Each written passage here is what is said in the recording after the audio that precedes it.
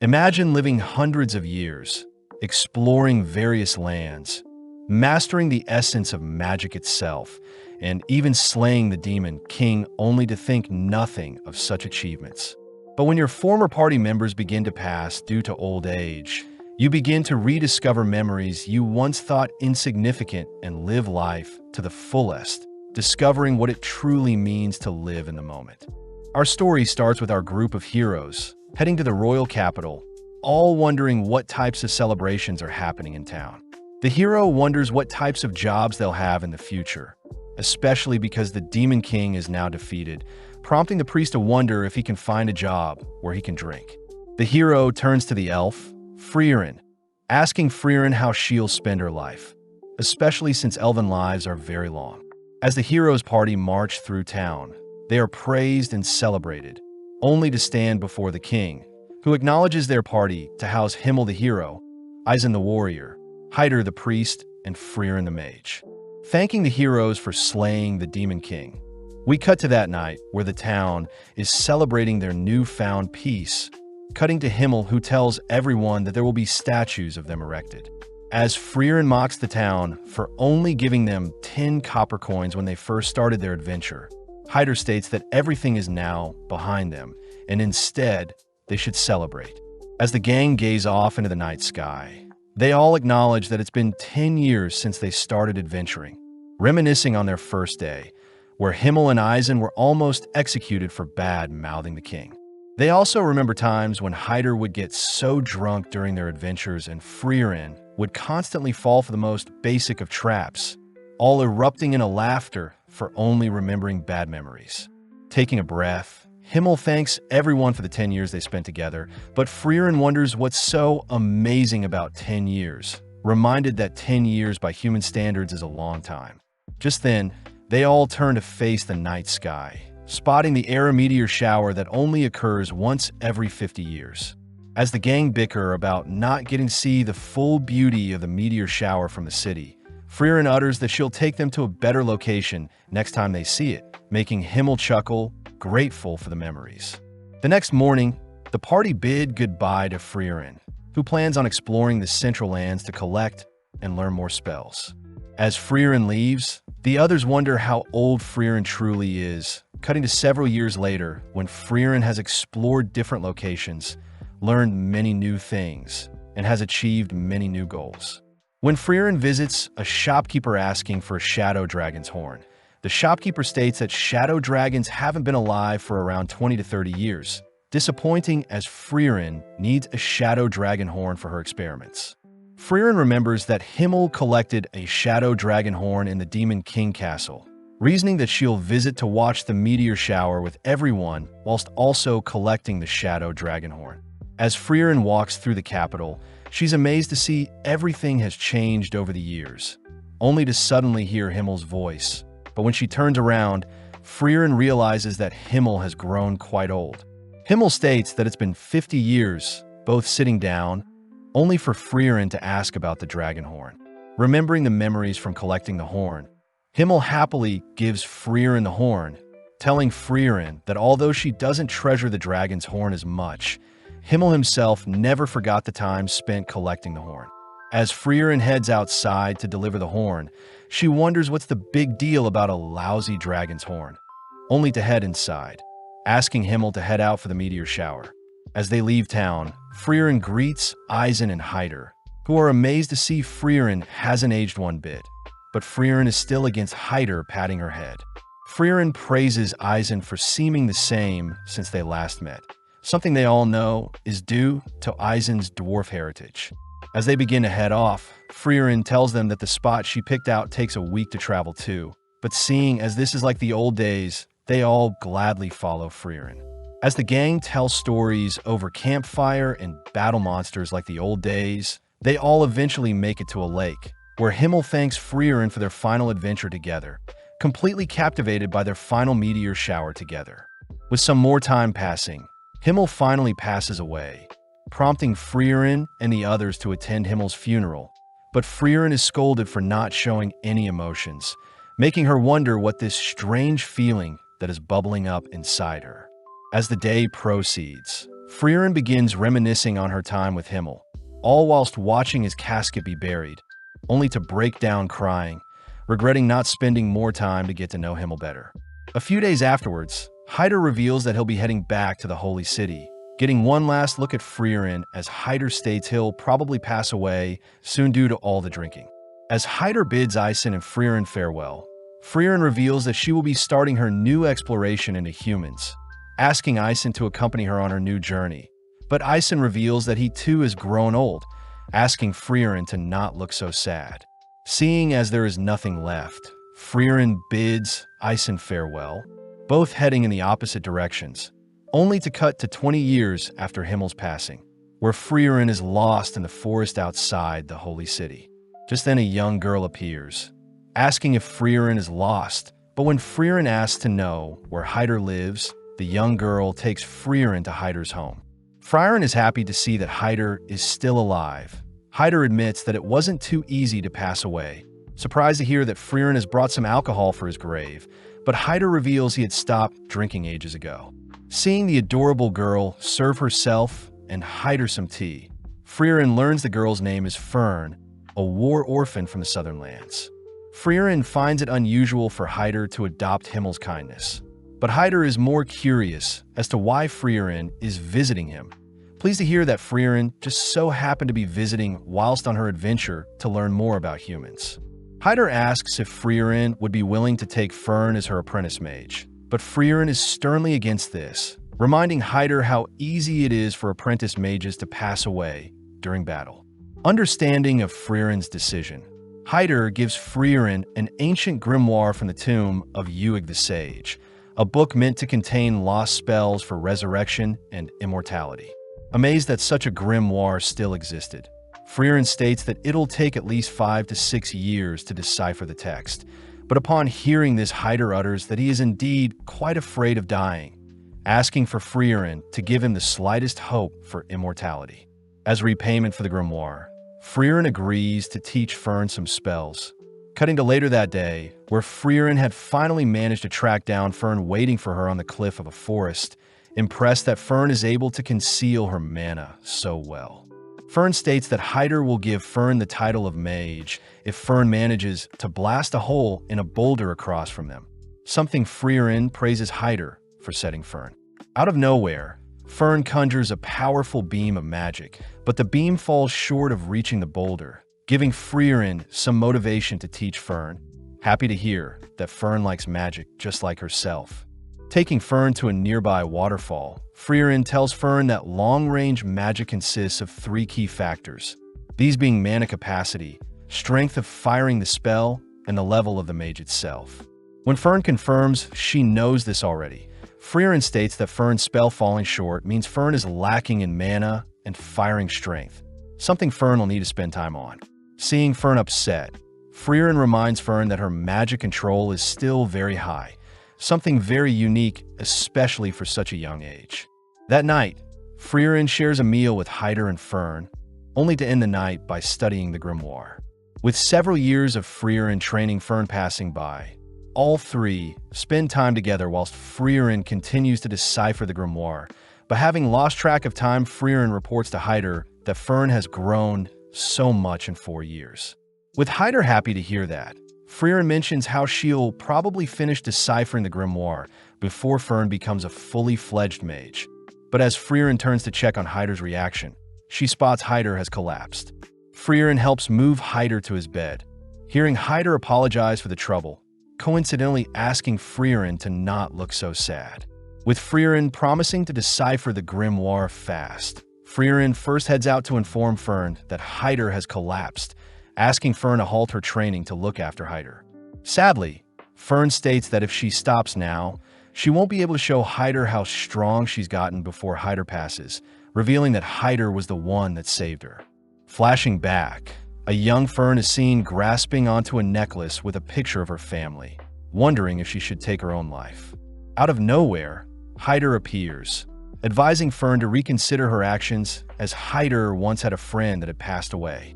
Hyder states that his friend was the epitome of justice, and Hyder had wished that his life was taken instead of his friend. But since his friend is no longer with him, Hyder states that he'll stay alive to ensure the memories of his precious friends' lives on. With the young Fern remembering the memories she had with her family, Fern in the present declares that Hyder had always feared leaving Fern all alone. Therefore, Fern states that she wants to show Hyder she can fend for herself before Hyder passes away. With Freeren understanding Fern's wishes, Freeren states that she'll allow Fern to do as she pleases, heading back to continue deciphering the grimoire. As more time passes, Fern is seen continuing to improve her mana capacity and firing strength, all whilst Freeren finishes up deciphering the grimoire, only to confront Hyder, asking if Hyder already knew the grimoire didn't contain any spells to bring back the dead nor immortality. Hyder reveals that magic for immortality doesn't exist, happy to hear that Freeren now considers for a mage, meaning Freeren can finally take Fern with her on her travels. With Freeren realizing Hyder had tricked her into training Fern, Hyder states that her reward is in the nearby drawer, requesting for Freeren to take Fern and leave by tonight as Hyder fears his time is almost up.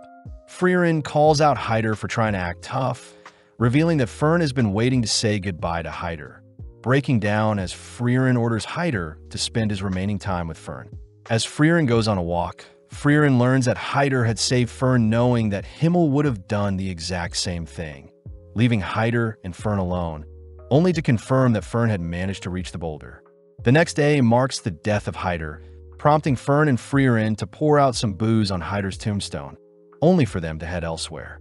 With 26 years passing since Himmel's death, Fern and Freeren continue to adventure together, both completing tasks in order to acquire new spells. Their most recent spell produces warm tea, whereas some previous ones involved removing rust from bronze statues and turning sweet grape sour. As the two head to their next adventure, they meet up with an old lady, only to be guided to a disheveled statue of Himmel. The lady reveals that her town was attacked by a monster years ago, but luckily Himmel had arrived and saved them, ultimately leading to a statue of Himmel being erected in his honor. When the old lady mentions how sad it is to see the statue all beat up, Freeren corrects her, stating that it's Himmel's fault for accepting a statue of himself to be made in the forest, something that reminds the lady that there was an elf accompanying Himmel at the time. Without saying any more, Freeren helps clean up the statue, pleasing the lady, but the old lady finds it sad that the scenery around the statue is too plain. Before Freeren can use a spell to grow some flowers, Freeren suddenly remembers Himmel's favorite flower, the blue moon weed. As the old lady takes them back to her home, she's surprised to hear Freeren knows about the blue moon weeds, as they used to grow in a nearby forest, but have since long died out. Seeing Fern acting weird, Freeren asks to see what Fern is hiding, discovering that Fern was trying to hide seed rats in her coat, intending on setting them free. With both girls heading out, Freeren states that they'll be heading to the nearby forest in hopes of finding some blue moon weeds, something Freeren acknowledges is for her own selfish desires. With several months of Freeren and Fern searching for the blue moon weed, the girls grow used to spending time in town with the old lady and out in the fields. One day, Fern has a chat with the old lady, sad to see that Freeren is fixated on searching for this non-existent flower, even though Freeren could be saving lives. Hearing Fern so intellectually convey her feelings, the lady hands Fern a bag of seeds, asking Fern to tell Freeren how she truly feels. Mustering up the courage, Fern tells Freeren how she feels, prompting Freeren to apologize as she promises to end her search soon. Fern demands to know when, but Freeren points out that a nearby seed rat has stolen the seed bag the old lady gifted Fern and is leaving behind a trail they should follow. As the girls chase after the seed rat, Fern wonders why Freeren is so fixated on collecting spells, but Freeren states she only started collecting spells because a special someone had complimented her vast knowledge of spells. As both girls stop in front of an abandoned building, Freeren states that seed rats often hide seeds in different locations, but when Freeren spots a blue petal fall from the top of the building, Freeren flies to inspect her findings. Flashing back, Freeren remembers a time when Himmel had told Freeren his favorite flower was the blue moon weed and had wished he could show Freeren one day. On top of the building, Freeren is amazed to see so many gorgeous blue moon weeds, grateful to finally lay eyes on them. As Fern flies after Freeren, Fern still can't understand why Freeren loves collecting spells. But Freeren reminds Fern that Fern became a mage to impress Hyder, something very similar to Freeren's situation. As the girls return to show off their work to the old lady praises the girls for decorating the statue, but before Freeren leaves, she repays Himmel for his gift in the past.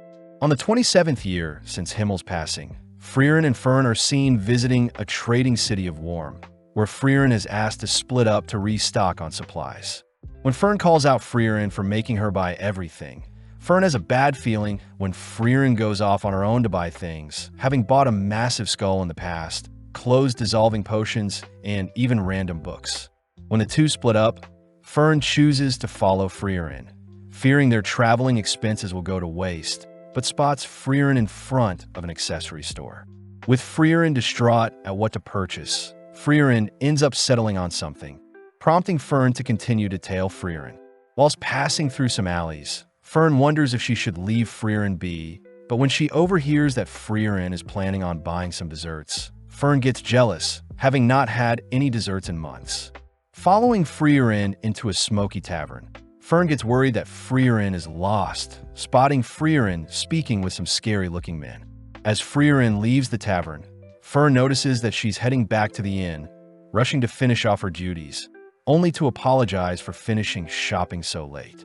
Brushing that aside, Freeren takes Fern to a dessert store in town, allowing Fern to buy whatever dessert she wants, revealing that she had been saving up money to treat Fern and herself.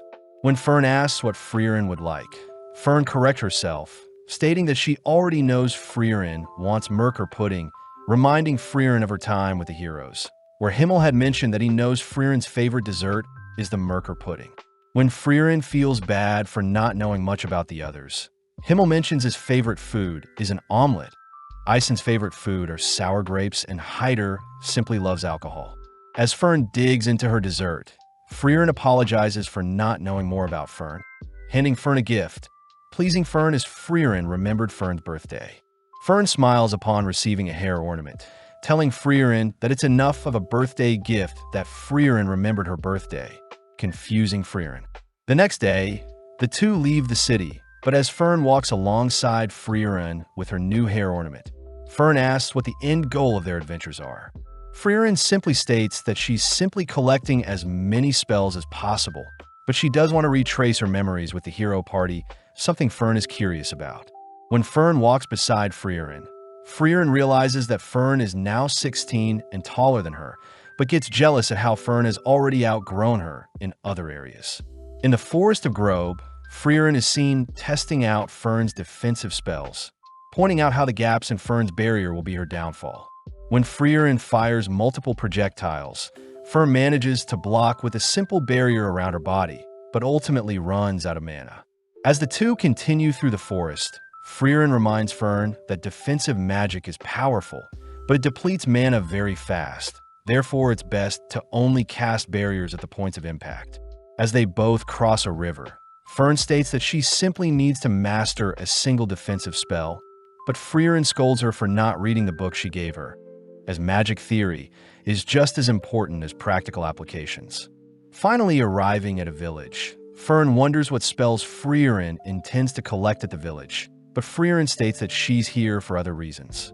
Upon approaching some villagers, a village elder immediately recognizes Freeren's white elven hair, leading Freeren to where Qual was sealed. Along the way, Freeren tells Fern that Qual is the Elder Sage of Corruption, a demon that terrorized people for 80 years, up until Himmel and his party sealed him. When Freeren wonders how the Elder knew who she was, the Elder reveals that Himmel would always visit up until his passing, and spoke highly of Freeren, stating that she would take over and watch the seal when Himmel himself was gone. Upon arriving at Qual's seal, Freeren confirms that the seal is indeed weakening, so Freeren will break the seal and defeat Qual the next day. With Fern and Freeren staying the night, Fern deduces that Freeren was the one that sealed Qual, wondering why the heroes chose to seal it over slaying it. Freeren reveals that their party were unable to defeat the demon, as Qual was a powerful mage, having invented the Zoltrak piercing spell, first of its kind that could pierce any sort of defense and destroy the target's body. Legend says that 40% of adventurers and 70% of mages were defeated by that single spell. But hearing something so powerful, Fern wonders how Qual could be defeated, but Freeren reveals such a powerful spell has its downsides. When Fern continues to ask more questions, Freeren scolds Fern for not reading the book she gave her, uttering that Fern will have her questions answered tomorrow. With the big day arriving, the two girls stand before Qual, only for Freeren to warn Fern to be on guard, all whilst Freeren lifts Qual's seal. Glad to be free, Qual learns that he's been sealed for 80 years and that the Demon King had been defeated in his absence. Annoyed, Qual proceeds to cast a Zoltrak, prompting Freeren to instruct Fern to erect a barrier.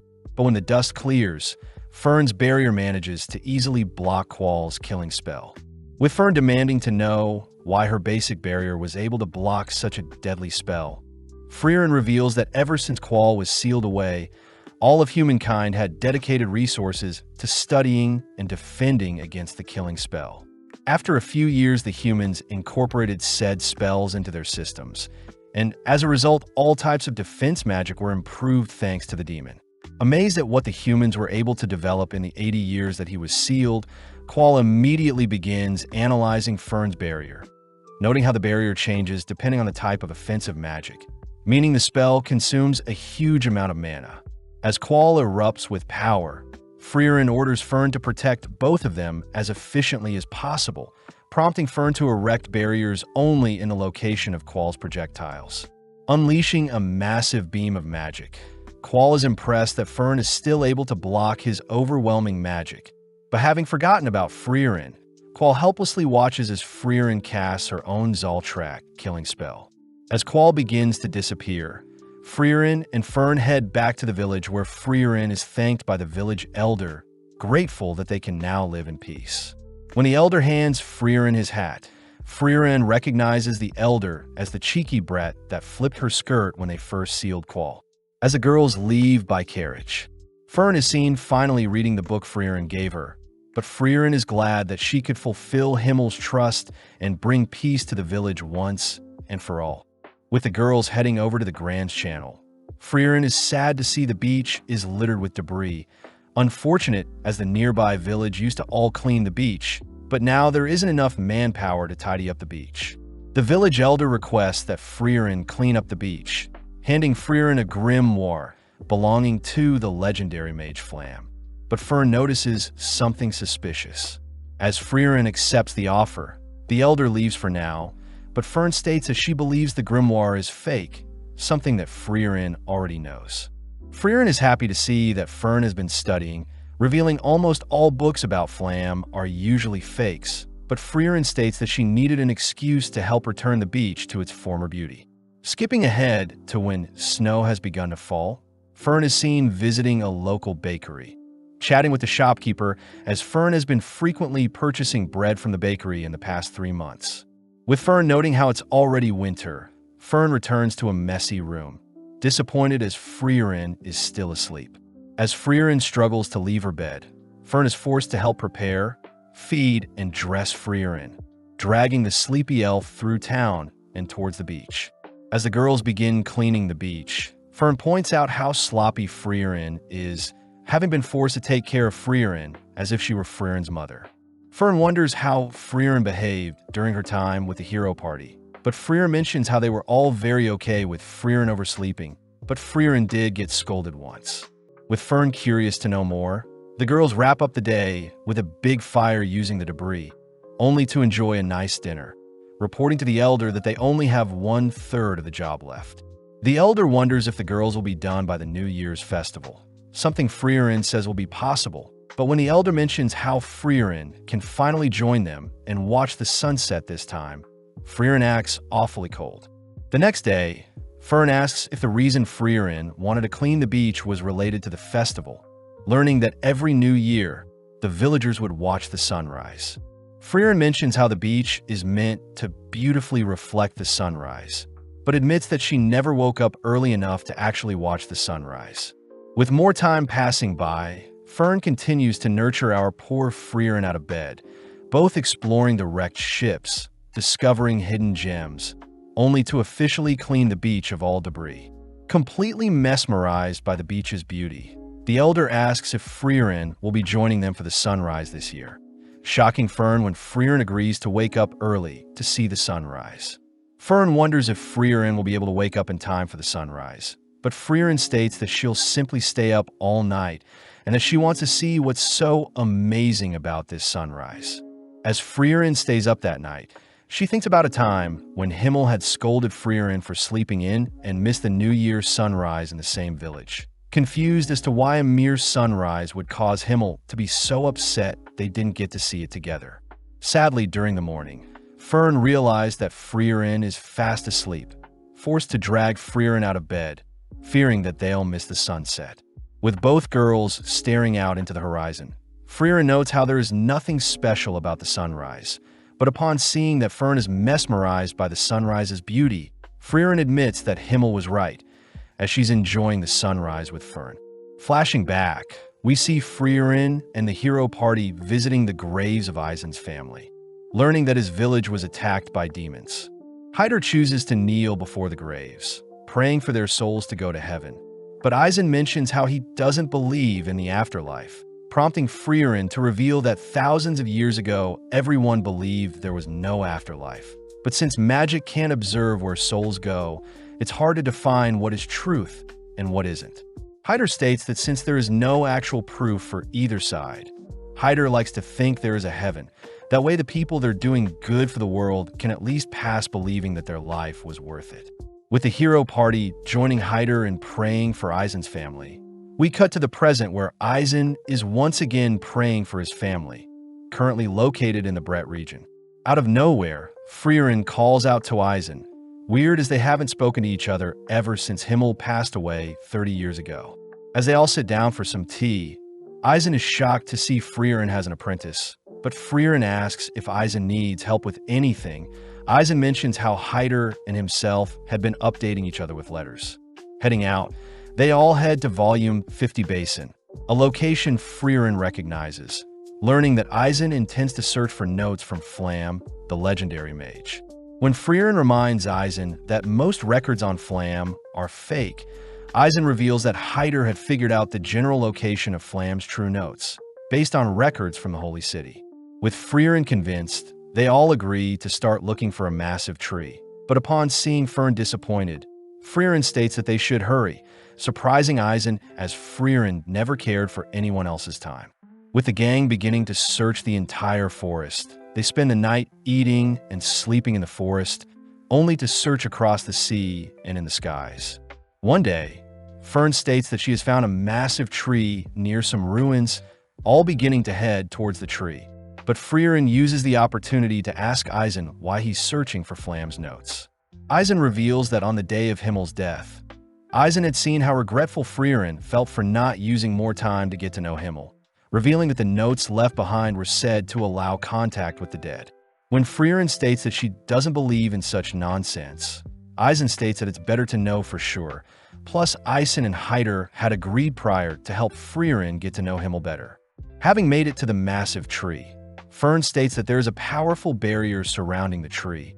But when Freeren heads over to inspect the tree, she utters that even after 1,000 years, her master is still superior to her.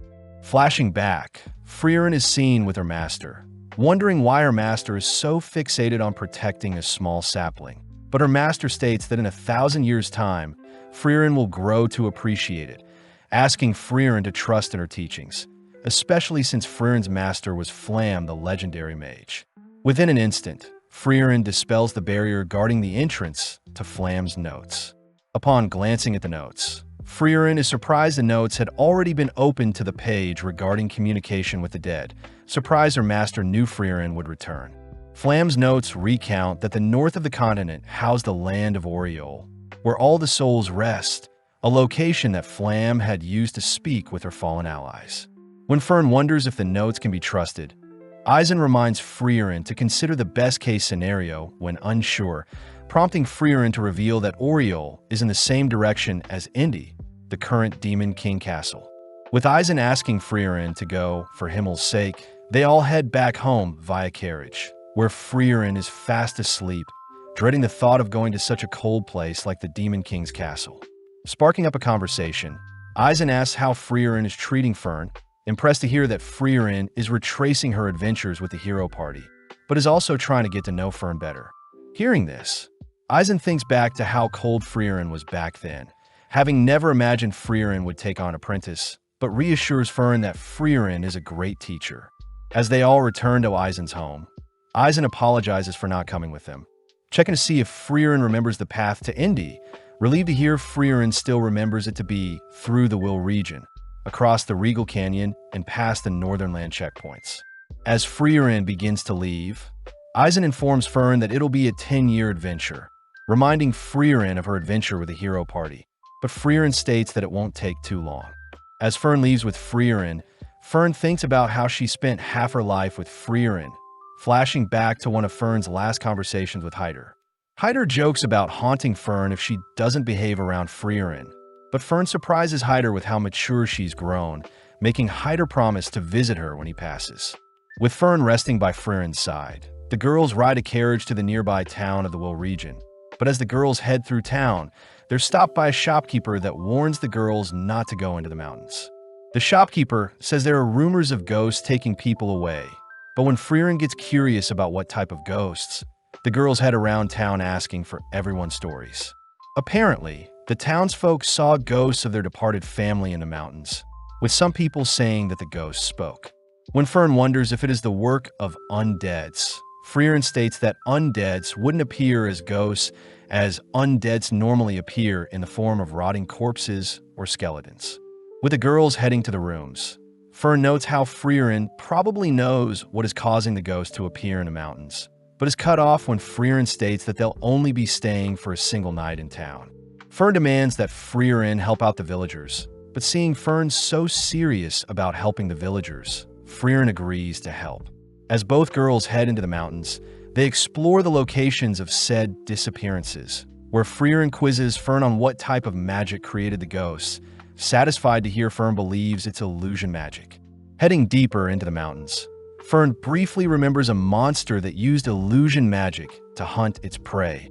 A monster Freeren states is the Einsam. The Einsam usually uses illusion magic, creating phantoms of people's loved ones to lure them and only to devour the targets.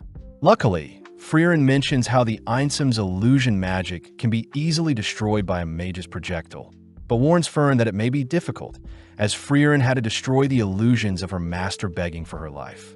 Upon entering a misty forest, Freeren orders Fern to prepare for the worst, only for Fern to spot an illusion of Hyder in the distance.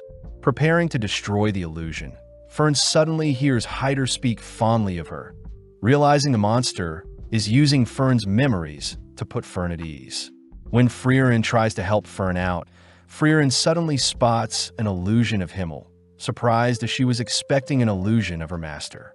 Wondering if she has changed, Freeren nonchalantly destroys Himmel's illusion, clearing the misty forest and revealing the Einsam to Fern, prompting Fern to disintegrate Hyder's illusion and the monster.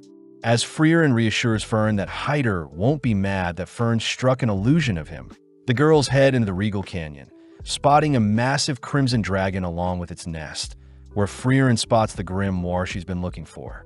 Freeren states that dragons use magic-infused items to build their nest, asking Fern to take out the solar dragon.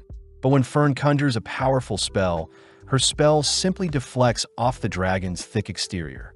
With the dragon now awake, Freeren cries that they should flee, forcing Fern to lure away the dragon. But having barely managed to lose the dragon, Fern cries that as mages they will have a hard time defeating the dragon. Freeren acknowledges Fern's cries, uttering that they'll need some help as we flash back to when Freeren and Eisen were camping out in the forest. Eisen states that he has an apprentice of his own by the name of Stark, stating that he'll be a great frontliner for Freeren's adventures and that Stark lives in the village near the Regal Canyon. As the girls visit the nearby town, they wonder why the villagers aren't more afraid of the dragon. But Fern asks why Freeren wants the grimoire so badly. Freeren reveals that the grimoire has a spell that allows mages to see through clothes, weirding Fern out. But out of nowhere, an old lady states that Stark wants to meet the girls. Surprised, the girls follow the old lady, learning that 3 years ago the Crimson Dragon had massacred their town. But luckily Stark had arrived, scaring the dragon away, and ever since has been protecting their town. Upon arriving near a massive rocky wall, Stark is seen playing with some town kids, only to greet Freeren and Fern, asking them to not agitate the dragon so much. Stark tries to point out that he received a mark from the dragon in the past, but Freeren simply asks for Stark to drop the act. When Stark learns that Freeren used to adventure with Ison, Stark asks for the old lady and kids to give them some privacy, revealing that he's proud that he abandoned Ison. Freeren asks why Stark doesn't just slay the dragon, but Stark wants to know why the girls are here, learning that they've come to recruit Stark and also want the grimoire in the dragon's nest. Stark gets confused as to why Freeren wants the grimoire so badly, but doesn't mind joining Freeren's party, but reveals that he has had trouble defeating the dragon, asking for Freeren's help. Freeren states that they can defeat the dragon together if Stark distracts the dragon for 30 seconds. But upon seeing Stark refuse such an offer, Freeren deduces that Stark has never fought a monster before. Stark breaks down, begging for Freeren's help, admitting that when he first confronted the dragon, he was so scared seeing the beast, but strangely after a while the dragon flew away, and Stark was praised by the villagers. With Fern disgusted by how pathetic Stark looks, Freeren states that she has full faith in Stark, heading over to the massive fissure in the nearby wall, only to realize something about the fissure. As the girls leave, Freeren states that they'll be meeting back here tomorrow, hinting at the fact that Stark should use this opportunity to grow. That night, Freeren and Fern enjoy a nice dinner, all whilst the villagers praise Stark for being a kind person. Fern still can't help but see Stark as a cowardly boy, but Freeren brings up the first time Fern fought a monster, apologizing for teasing Fern. With the girls heading back to their inn, Fern wonders why the dragon doesn't just attack the village. But Freeren hints at the fact that it may be Stark, suggesting that Fern visit Stark if she's curious about who he is. With Fern heading to visit Stark, Freeren sits in her room, thinking back to when she had asked Ison if Stark is strong. Ison reveals that Stark was the only person to have fled like a coward when the monsters attacked his hometown, someone Ison states is exactly like himself. Hence he taught Stark everything he knew. In the dead of night, Stark is seen wielding his axe, cleaving it into the rocky wall, digging a deeper and deeper fissure with every swing.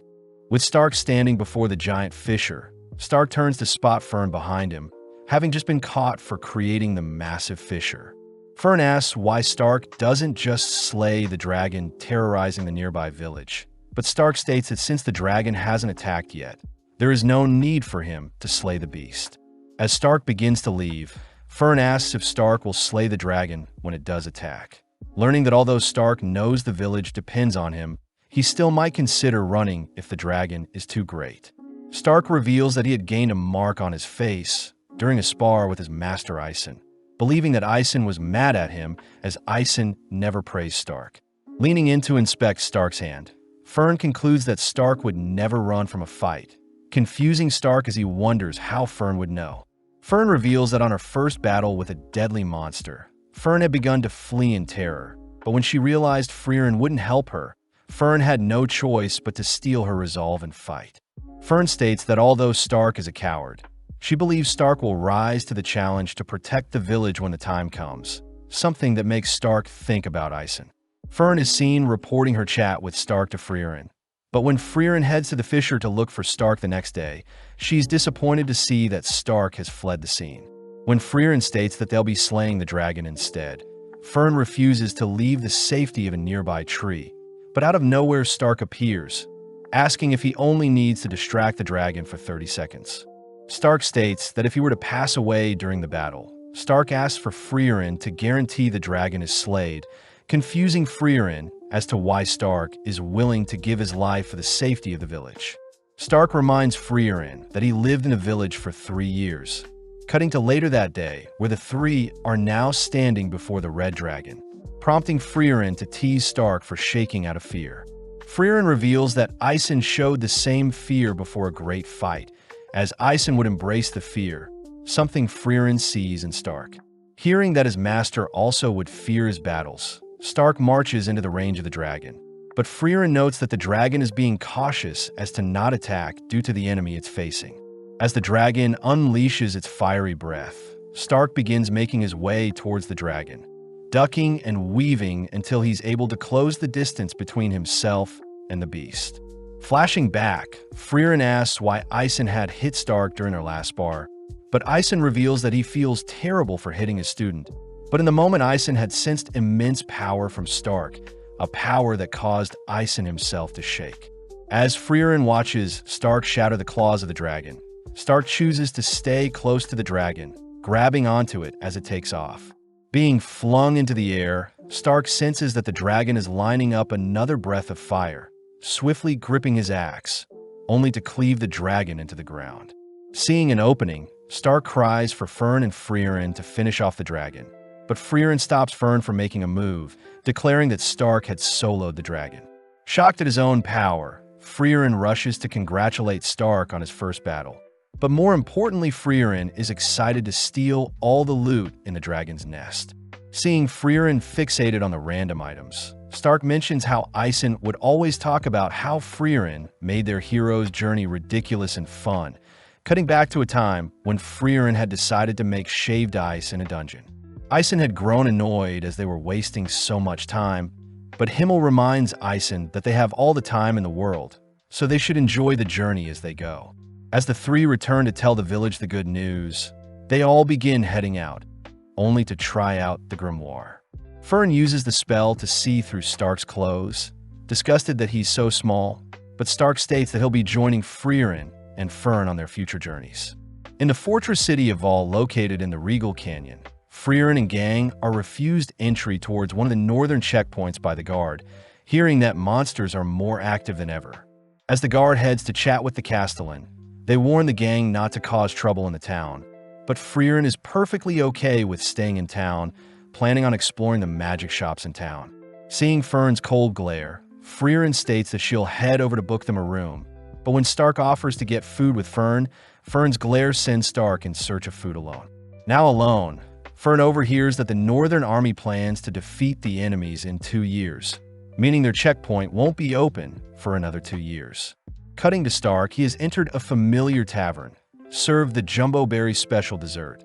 Confused as he used to split the dessert with Ison, but now the dessert looks so small. Stark notes how he has gotten bigger, having saw his master's broad shoulders as something to admire, but after some time, he outgrew his master. Out of nowhere, Fern appears, eyeing down Stark's dessert, but instead Fern chooses to order a glass of milk, diligently sitting next to Stark. Fern asks how Stark would feel staying in the city for 2 more years.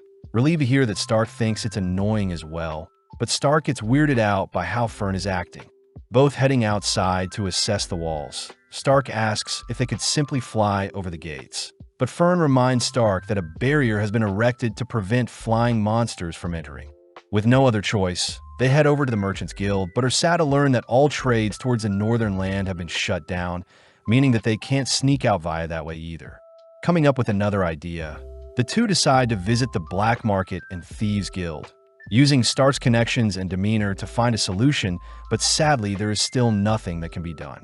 As the two stand above the walls overlooking the view, Fern wonders why Stark is being so cooperative, deducing that Stark has an ulterior motive to leave the walls, but Stark simply utters that he's running out of time. Stark mentions how Ison and himself visited this exact location when he was younger, telling Stark stories about how he visited the northern lands with his hero party and had enjoyed every second of the 10-year journey. Stark reveals that he intends on having a great journey with Fern and Freeren, promising to return and repay Ison with stories of his own before Ison passes. As both return to town, Fern spots Freeren acting strange, cornering Freeren in an alley only to learn that the town's guards are looking for Freeren. Out of nowhere, the same guard at the checkpoint kneels to apologize to Freeren, prompting the Castellan of the city to apologize as well for his guard being so rude to Freeren.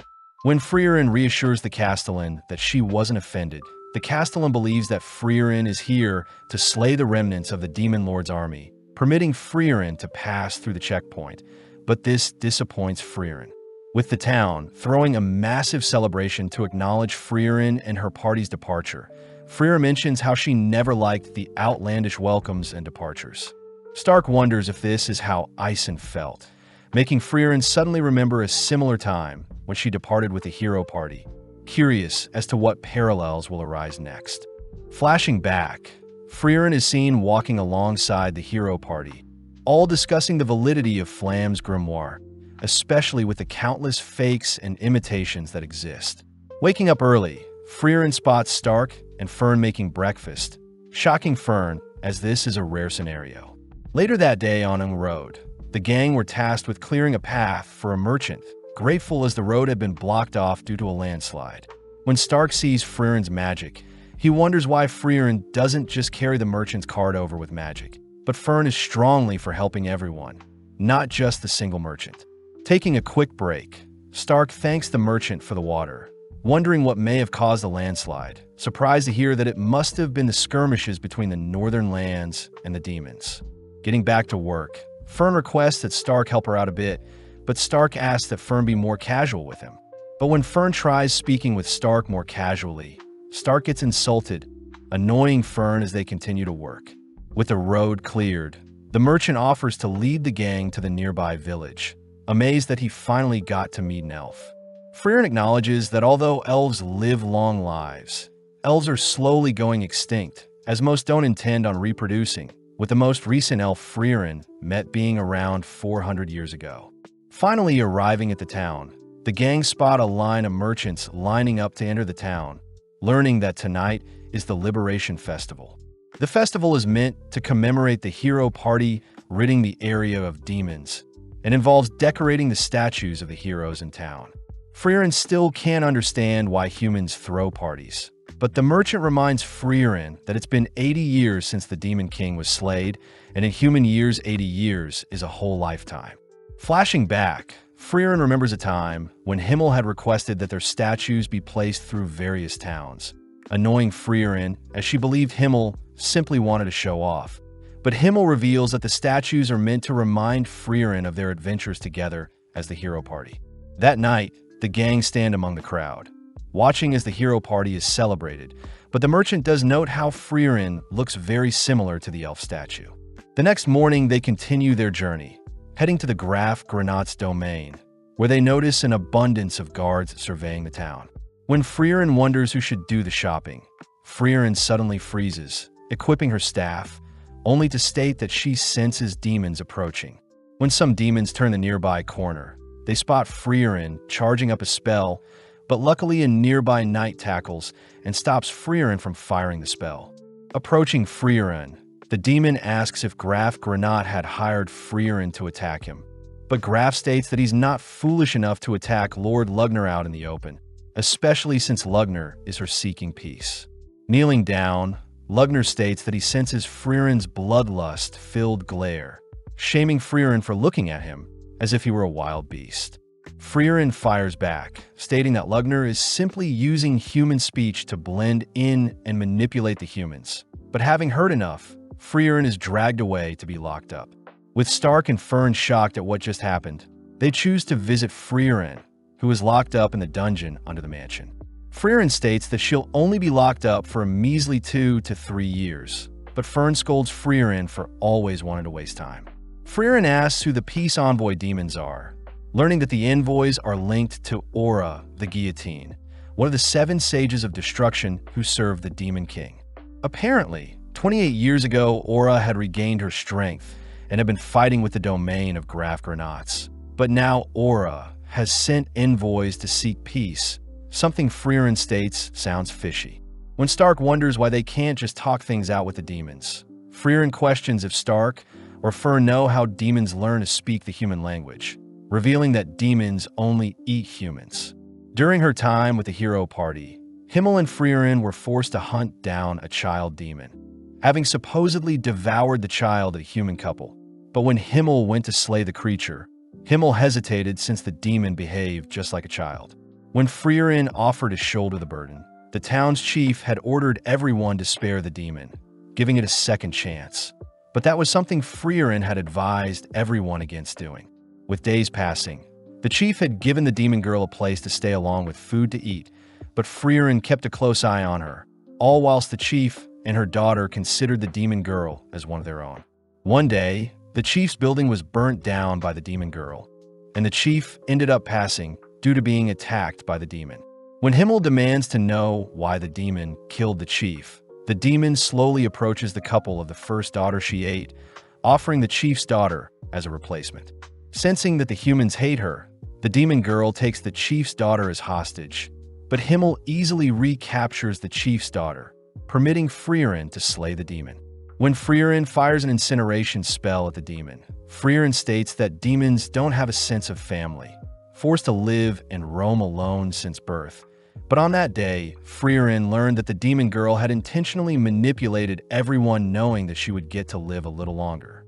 Freeren states that Flam described monsters that can speak as demons, as they imitate human speech to lure other humans in, something Stark and Fern find disturbing. As Stark and Fern leave, we cut to Lugner, sitting in the mansion and waiting for a meeting with Graf. Lugner admits that Freeren was right about demons, curious as to where he recognizes Freeren from, stating that demons will forever hunt down humans. With Freeren suspecting that the town won't last too long, we follow Lugner and his followers enter Graf's son's bedroom. Learning that Graf's son was gifted a sword by the king, but had passed away 10 years ago whilst fighting Aura. Raising his son's sword to Lugner's neck, Graf reveals that he has brought Lugner here to slaughter him. But upon glancing around the room, Lugner notices that Graf has been keeping his son's room clean for the past 10 years. Lugner utters that the humans slayed his father, reminding Graf that they've come here to stop unnecessary bloodshed, ultimately convincing Graf and his knights to lower their blades. With Graf sending Lugner and his followers to the guest room, Lugner admits that he doesn't know what a father is, but has identified Graf as an empathetic man. Lugner states that he'll grow close to Graf and have him lower the town's defensive barrier, and only then will Lady Aura's forces conquer the town. Lugner suddenly notices Drought is missing, learning from Liney that Drought has disappeared to eliminate an obstacle, cutting to Drought entering the underground dungeons, slaying a guard only to enter Freeren's cell. Drought declares that he's here to kill Freeren, knowing that Freeren is the only loose end that can ruin their scheme. But Freeren coldly warns Drought that she is stronger than Aura herself. Smirking, Drought doubts Freeren's strength, dragging her into the air with a single wire around her neck, impressed that Freeren had encased her neck with mana to prevent her decapitation. Drought states that his wires are the strongest amongst all the demons, tugging harder on the spell, but Freeren still manages to defend her neck. When Freeren admits defeat, Drought smirks, but Freeren scolds Drought for letting his guard down, suddenly cutting off one of Drought's arms. When Drought tries to bind Freeren with multiple wires, Freeren simply severs Drought's other arm, instantly slaying Drought before he can speak. Freeren states that she'll simply slay the other two demons and convince Graf that the demons are evil, but upon exiting her cell, Freeren discovers the guard Graf had dispatched. Cutting to Stark and Fern, they enjoy a nice meal in the peaceful town, both shoveling down their food, as they realize they need to convince Graf to free Freeren before any harm befalls the town. Stark notes how earlier he could sense Lugner's immense power.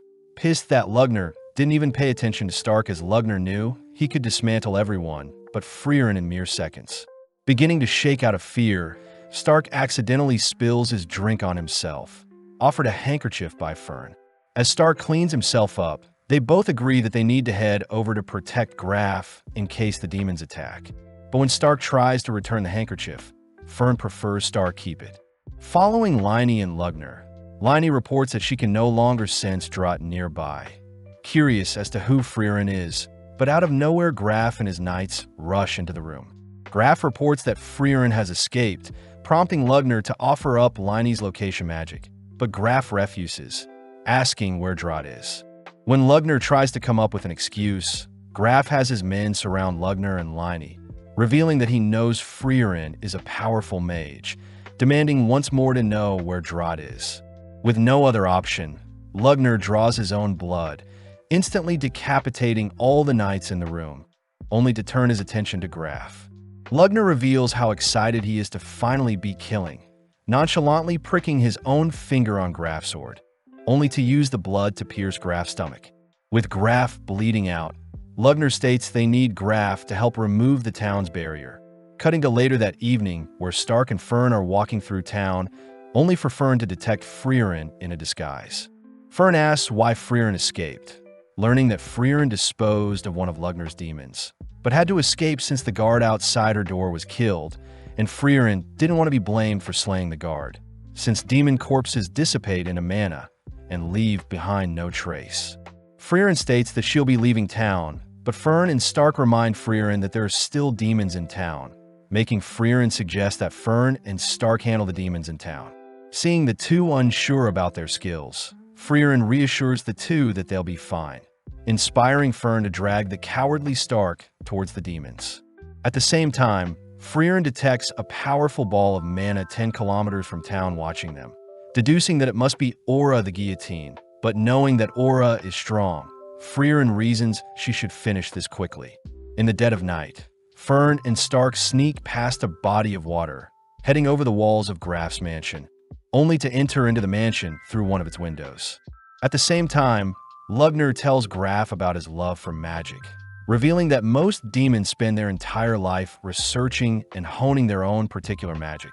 But Lugner does acknowledge how strange magic is, admiring Flam's unique barrier that prevents any type of demon from entering. Lugner speculates that Flam's genius barrier casted 1,000 years ago is stronger than any present spell, but since Graf and his Granat family has maintained the barrier for generations, Lugner demands to know how to control the barriers, leaving Lugner to consider his options. Lugner orders Liney to search for any grimoires in the bedroom, whilst he searches the study room. Seeing an opening, Stark sneaks into Graf's room, attempting to free Graf, but his trembling hands fail to cut the magic binds around Graf. Graf asks Stark to take his Granat amulet and flee with the citizens, but Stark refuses, stating that he won't leave Graf behind. Out of nowhere, Lugner and Liney reappear, demanding to know if Graf knows Stark, but Graf simply states he's a lost child. When Lugner agrees to let Stark flee, Graf feels bad, spotting how much Stark is trembling, but Stark gets annoyed that Lugner is underestimating him. Gripping his axe, Stark dashes behind Lugner, managing to land a slash, but Lugner simply uses his blood to repel Stark backwards, conjuring a massive blood hand to pin Stark to the ground. Lugner praises Stark for trying to fight him solo, but Stark reveals that Freeren has been with them undetected, giving Freeren opening to land a powerful spell onto Lugner. With Lugner confused as to how Freeren avoided Liney's detection, Lugner demands to know what spell he was hit with, shocked to hear that Freeren had learned the killing spell Zoltrak. Lugner utters the ordinary demon Zoltrak spell shouldn't have damaged him so badly, but Freeren ignores his stalling, preparing to finish off Lugner, but Liney steps up to fight. Stark reasons that they should get Graf some help first, both fleeing with Graf for now, but Lugner reveals that his blood is on Freeren and Stark so they can chase them after he's healed up. Liney offers to hunt them down herself, but Lugner reveals that Freeren's Zoltrak spell has been modified to a demon-killing spell, a modification of Zoltrak that specializes in slaying demons.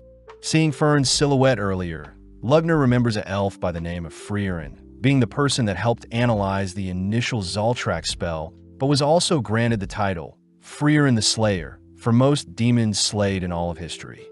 As Freeren descends upon Aura and her army, Stark and Freeren have managed to get Graf some help, grateful as he promises to pardon Freeren, as Freeren was right to not trust the demons all along.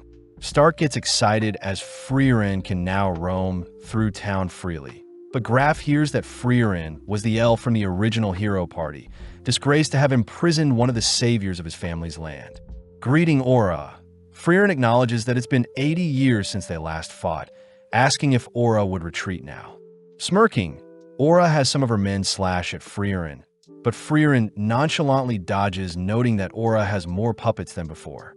Freeren knows how only powerful demons with enough magic can control an army, but Freeren does despise how disgusting Aura's magic is, recognizing some of the suits of armor being controlled, declaring that she'll kill Aura once and for all. As Aura takes out her scale of obedience, we cut to Graf explaining the reason why Aura is one of the 7 sages of destruction, revealing that her scale allows Aura to weigh her soul's mana capacity with another, and the soul with the greater mana capacity gains control of the other for eternity. Fern asks if there is a counter, but Graf does mention how the scale does judge fairly. So the only way is to have someone with a greater mana capacity face Aura, but this hasn't been done in the past 500 years. Graf also reveals that souls with great wills can temporarily break the mind control, but Stark knows that it's a temporary solution, since Aura would simply get rid of those with strong wills to avoid any loose ends. As Freeren continues to dodge and evade Aura's army, Aura grows amused seeing Freeren dancing around, but Freeren enchants her staff, immediately freeing the men around her from Aura's curse. Shocked, Aura notes how Freeren must have used a lot of mana to break her curse, wondering why Freeren would use such a delicate tactic when Freeren can simply blast away the suits of armor. Freeren reveals that Himmel had scolded Freeren in the past for harming the cursed armors. Therefore, Freeren will make sure to wipe out Aura for good. At the same time, we hear the priest reassure everyone that the church they are in is protected by a strong barrier, giving Stark a reason to head out. Stark states that it won't be long before Lugner and Liney recover, and seeing as they are no match for the demons anyway, Stark states he'll go and seek Freeren's help. At first, Fern gets annoyed at how cowardly Stark sounds, but after some thought, Fern agrees to help evacuate everyone while Stark goes to get Freeren. On the town walls, Stark hands Fern Graf's amulet that'll help convince people to work with her. But when Fern feels bad seeing Stark all bloodied up, Fern suddenly realizes something, tossing her blood-stained coat over the wall. Detecting that someone else's blood is on Stark, Fern is suddenly pinned to a nearby wall by Lugner's blood, all whilst Liney rushes Stark, conjuring an axe only to isolate Stark. Stark demands to know why Liney moves like Eisen, all whilst Lugner apologizes for not killing Fern instantly, mocking Fern's grin as he states that demons can conceal their mana as well. Annoyed at how much Lugner is talking, Fern asks for Lugner to simply finish her off, but Lugner is more curious as to how strong Stark is, amused to hear that Stark is Eisen the hero's best student. Lugner also demands to know where Freeren is, not convinced to hear that Freeren simply fled town, knowing that Freeren wouldn't simply leave knowing there's still demons in town. As Lugner racks his brain, he suspects that Freeren will be dealing with Aura, but Fern suddenly calls for her staff, setting herself free, only to demand Lugner not move. Fern states that Lugner is arrogant, believing that no other human but Freeren is worthy of facing him. But when Fern states she'll blast a hole through Lugner's body, Lugner welcomes Fern to try. Flashing back, Fern and Freeren are seen finishing off some demons, making Fern ask how she compares to Freeren. Freeren states that Fern's mana and technique will never be able to reach Freeren's level since she has lived much longer than Fern, but Freeren admits that Fern's cast speed surpasses her own. As Lugner turns around, Fern manages to fire off a spell, surprising Lugner, as he would have died if he didn't move first. Seeing as Lugner protected his heart, Fern deduces that a demon's heart is their weak point, only to spot Lugner releasing an array of blood. Following Liney and Stark, Liney mentions how disappointing it is that Stark is already defeated, but gets excited seeing Stark refuse to stay down. Even though Lugner has greater control of his magic, each attack Lugner makes, Fern manages to evade and counter. Seeing as he's being overwhelmed, Lugner attempts to exhaust Fern's mana. But as Lugner notices Fern slowly chipping away at his defenses, Lugner orders Liney to finish off Stark and help him out. Liney gets annoyed at how passive Stark is, managing to land a deadly slash to Stark's eye. But Stark is more curious as to how Liney knows Eisen's fighting style. Liney reveals that she can copy any movement once she has seen it, replacing her axe with a sword, only to dash forward. With Stark continuing to defend, Liney once again exchanges her sword for a spear, tossing the spear towards Stark only to scare Stark when Liney barely scrapes Stark's neck with a dagger. Liney says that she recognized Stark's movements to be similar to the great hero Eisen, leaping over Stark only to cleave down with an axe. Since Liney is a perfect copy of Eisen, Stark knows he'll eventually lose, ultimately failing to defend, only to be slammed into the ground. As Stark's body lays limp, Liney heads to assist Lugner, but Stark is still barely conscious, remembering his time training with Eisen. When Stark states that he'll never be as strong as Eisen says he agrees, but instructs Stark to continue to get up and never falter against strong warriors. That way Stark will never truly be defeated.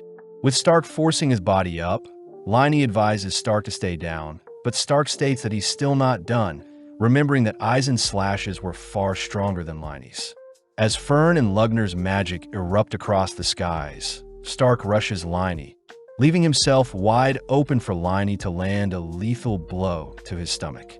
When Liney fails to cut through Stark's tough body, Stark uses the chance to completely shred the left side of Liney's body, but realizing that Liney has been defeated, Lugner checks to see what happened, allowing Freeren to land the demon-killing spell on Lugner's heart. Flashing back, Freeren walks behind Flam, who asks if Freeren remembers the dying words of Basalt, reminding Freeren that demons' words only deceive, meaning people must use unfair tactics to ensure demons are erased. With Lugner accepting his own demise, he's at least happy to hear that Freeren is currently facing off against Aura, believing that since Freeren isn't with her hero party, Freeren will finally fall against Aura. Hearing this, Fern states that Freeren will win, but not in an honorable way, surprising Lugner as he believes Freeren to be an honorable elf. Barely able to manipulate his blood, Lugner finds it weird that Fern's mana output is so low compared to his, suddenly realizing the underhand tactics Fern used to defeat Lugner. But Fern doesn't waste time silencing Lugner. Cutting back, we see Flam stumble upon a ruined village, saddened to see that demons had raided the village and all that's left is Basalt the Throned Shell, a once leader in the Demon King army. Spotting a single person alive in the village, Flam asks a younger Freeren if she was the one that slaughtered all the demons, amused to sense Freeren's overflowing mana capacity. Flam scolds Freeren for facing the demons head-on, reminding Freeren that she should fight with surprise attacks. But before Flam can leave, Freeren states that Flam and herself are pretty alike, able to sense that Flam has an even greater mana pool than herself. Impressed, Flam begins carrying Freeren on her back, declaring that Freeren will be her apprentice moving forward, but Freeren refuses. Flam reminds Freeren that she'll probably die if she's left alone, suddenly sensing that they're being followed by even greater demons than Basalt. Flam notes how the demons concealed their mana, preparing for a sneak attack, but upon realizing that Freeren and Flam were mages, they chose to pridefully reveal themselves. The demons order Flam to leave the elf behind, but seeing as she has no reason to refuse, Flam sets Freeren down, but reminds Freeren that the demons are very cocky and proud. In an instant, Flam lets out an explosion, completely wiping away the demons, shocking Freeren as Flam had concealed her true mana output, only to surprise and slay the demons with her true power. Flam admits that the tactic is quite frowned upon, but taking Freeren home, Flam is happy to see that Freeren is recovering quite quickly. Heading through a forest, Flam and Freeren both reveal that they despise demons, having both lost their loved ones to demons, but they also both love magic. Flam suggests that only the two of them should become cowards when it comes to magic, instructing Freeren to first cut down her mana output to only 1/10, impressing Flam to see Freeren learn very fast. Flam says that they'll go over the basics first, instructing Freeren to continue to mislead demons for the rest of her life. But as we cut back to Aura, she realizes that Lugner and Liney have been dispatched. Freeren utters that Aura has failed her mission, prompting Aura to settle for taking Freeren's life, unveiling her scale of obedience as Aura knows Freeren has drastically depleted her mana during battle.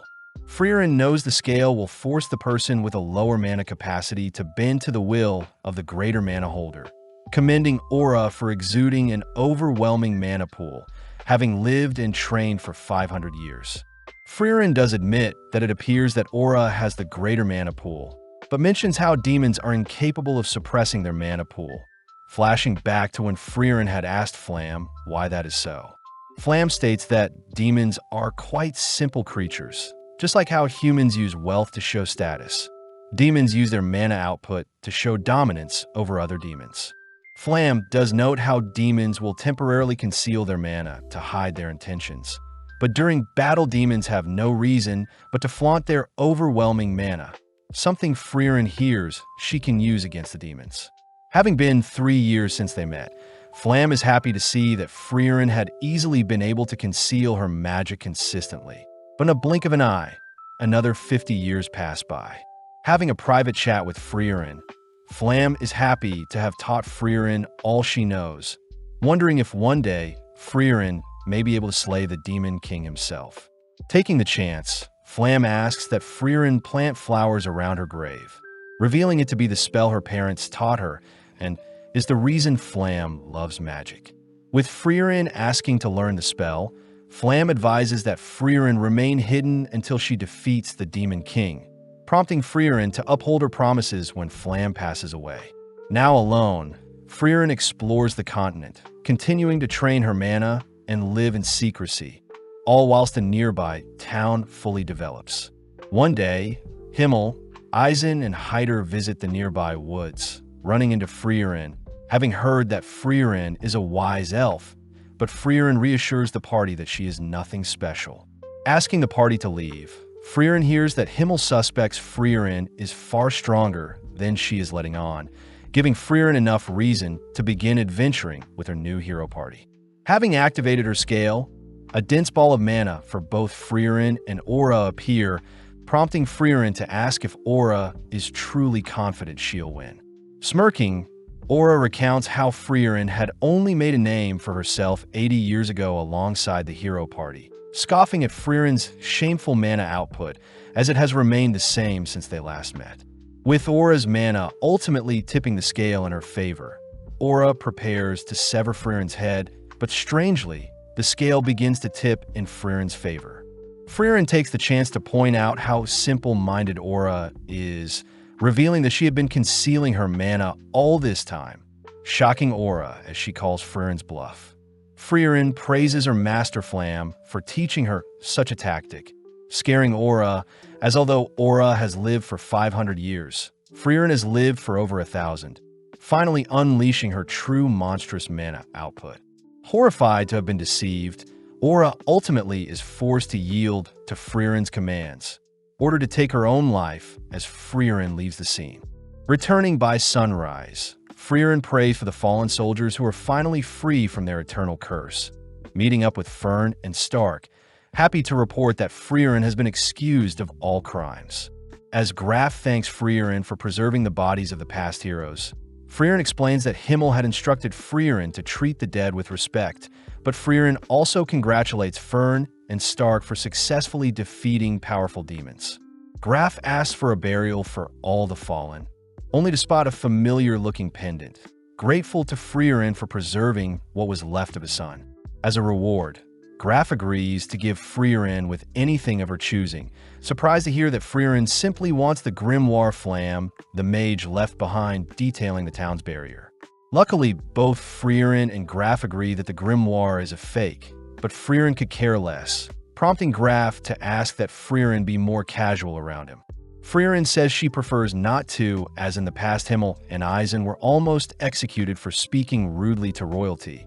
But this reminds Stark that Graf had threatened to execute him for speaking casually earlier, comedically fainting at the sight of a lumberjack appearing in the room.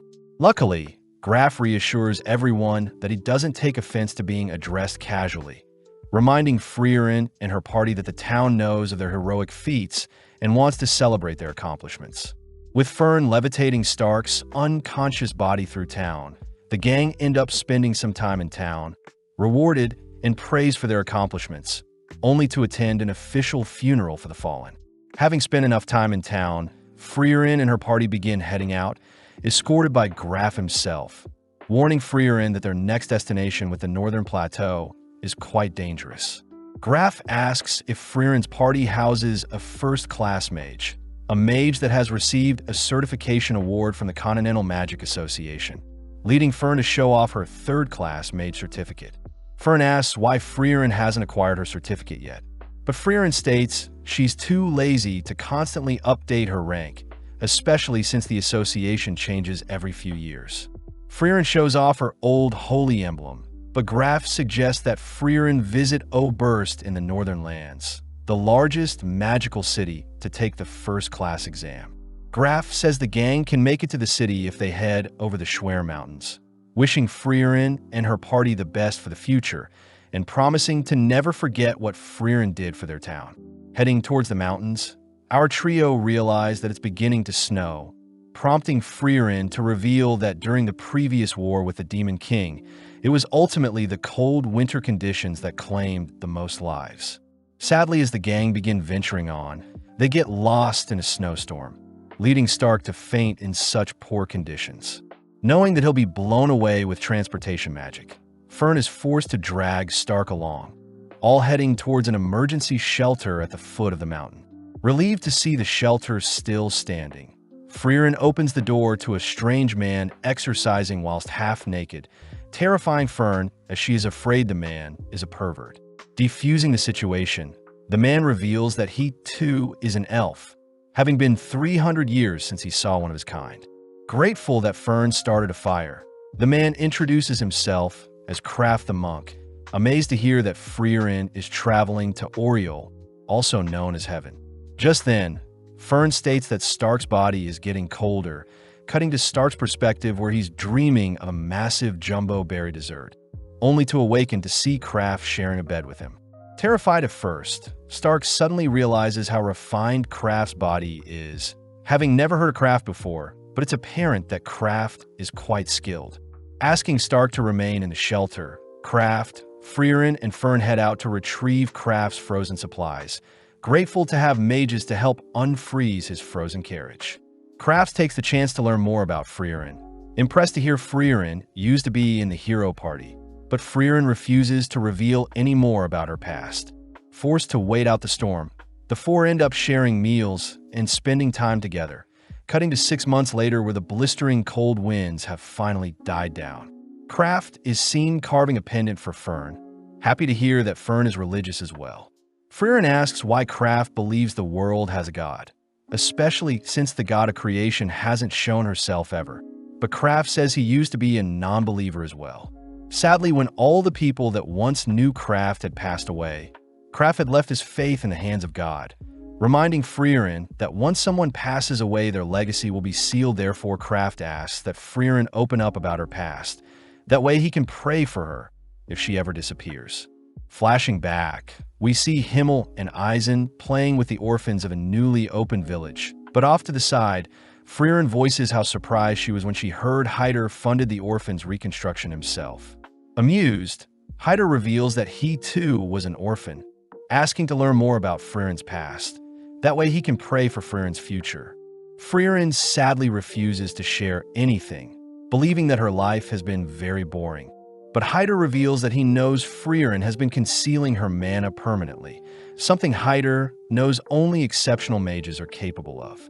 Hyder adds that he wants to learn more about Freeren, in case he has a mage daughter, putting a smile on Freeren's face as she tells Kraft that she already has someone that has prayed for her. Relieved to hear so, Kraft prays that Freeren reunite with her friends in heaven, heading off as Kraft states that Freeren and himself will hopefully meet in the next few centuries, officially parting ways.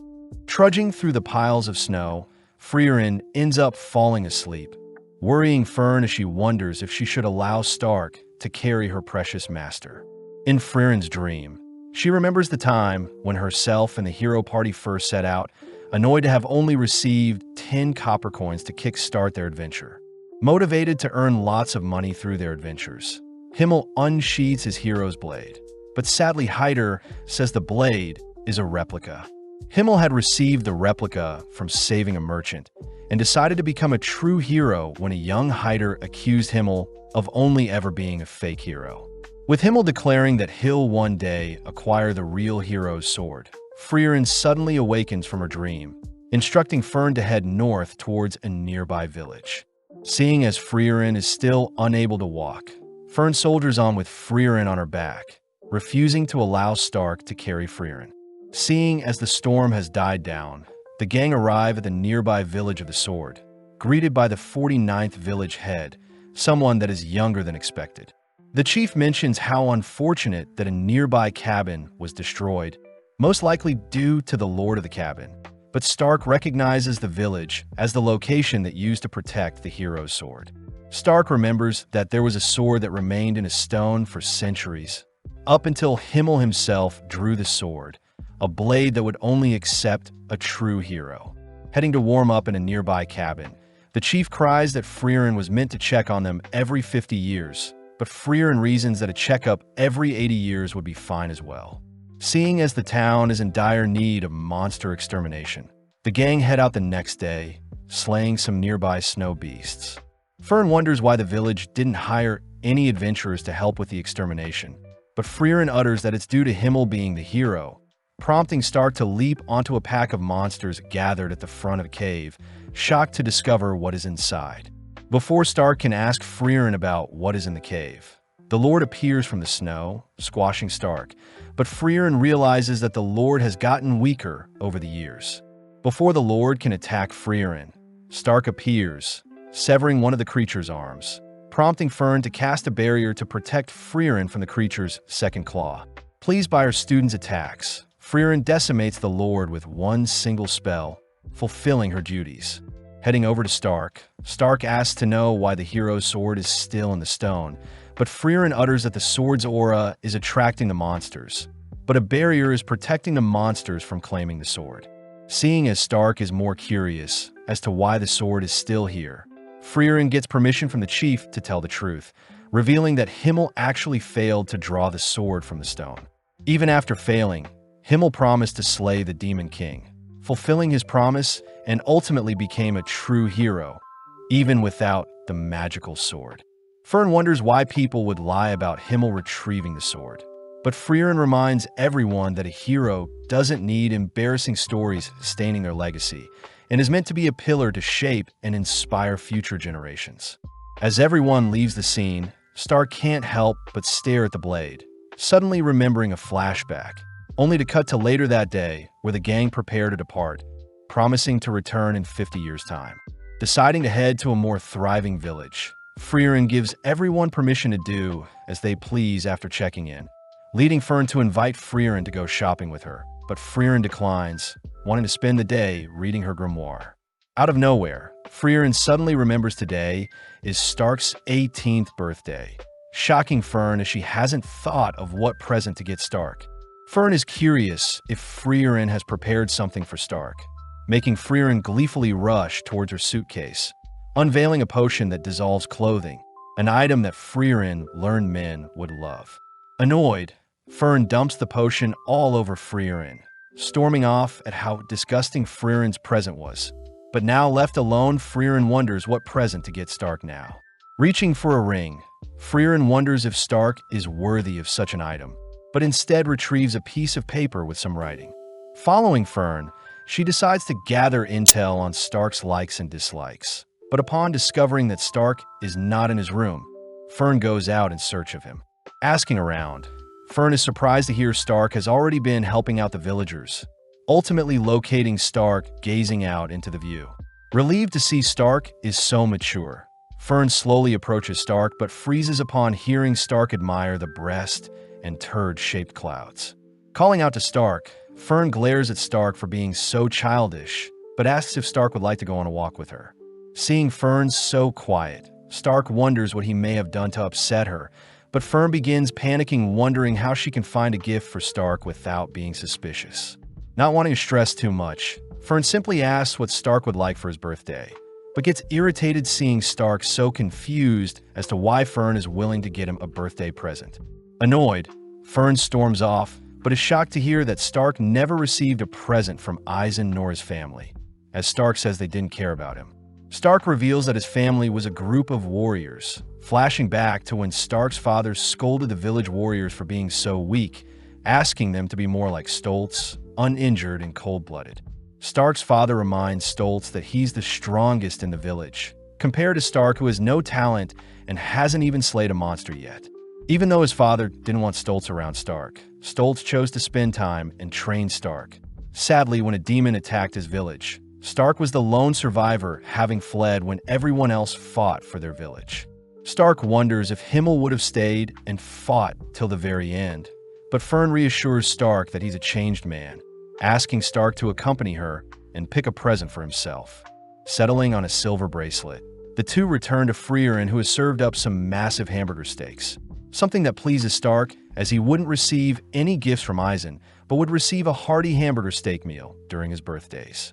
Freeren takes the chance to reveal how awkward warriors are when it comes to expressing their emotions, mentioning how Eisen would only serve large hamburger steaks on people's birthday as a sign of respect for a warrior that has worked hard.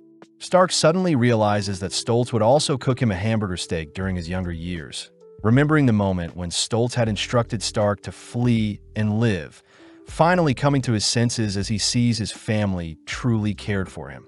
Tasting the hamburger steak, Stark thanks Freeren for the meal, curious as to what the potion Freeren is carrying, but Fern simply calls Stark a pervert. Several days later, we see Freeren chatting with Sane, someone who is intrigued to hear that Freeren is an adventurer, as he too used to dream of becoming one. Sane mentions how he had a friend who was fixated on living out an adventurous life, but as Sane grew older, he slowly grew apart from his friend who continued down the adventurer path. Sane admits that he regrets not joining his friend 10 years ago.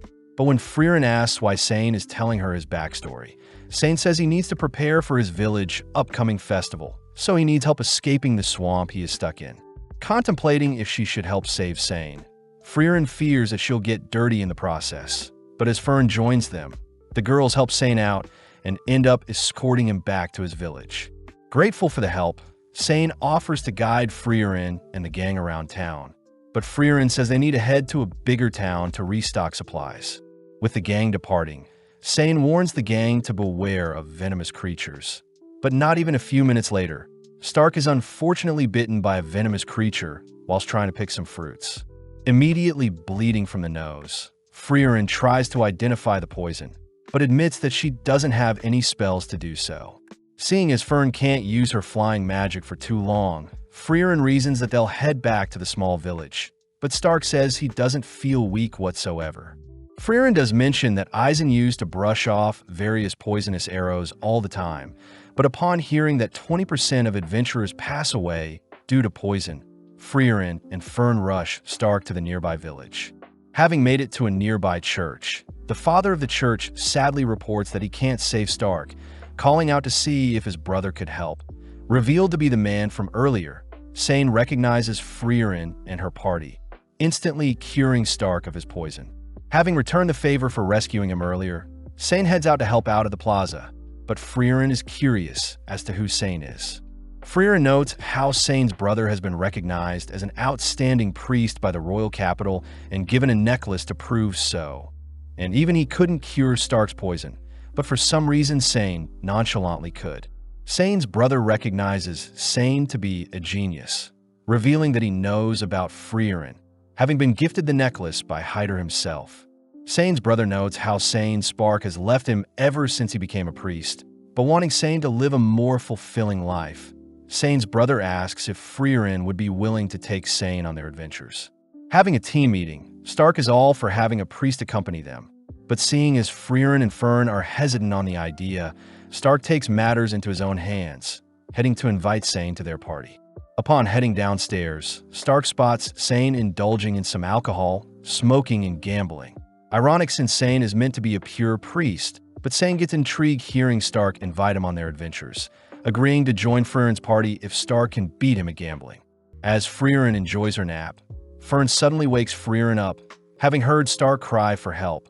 But as they rush outside, they spot a naked Stark along with a naked Sane, both robbed of their belongings by some elders in the village.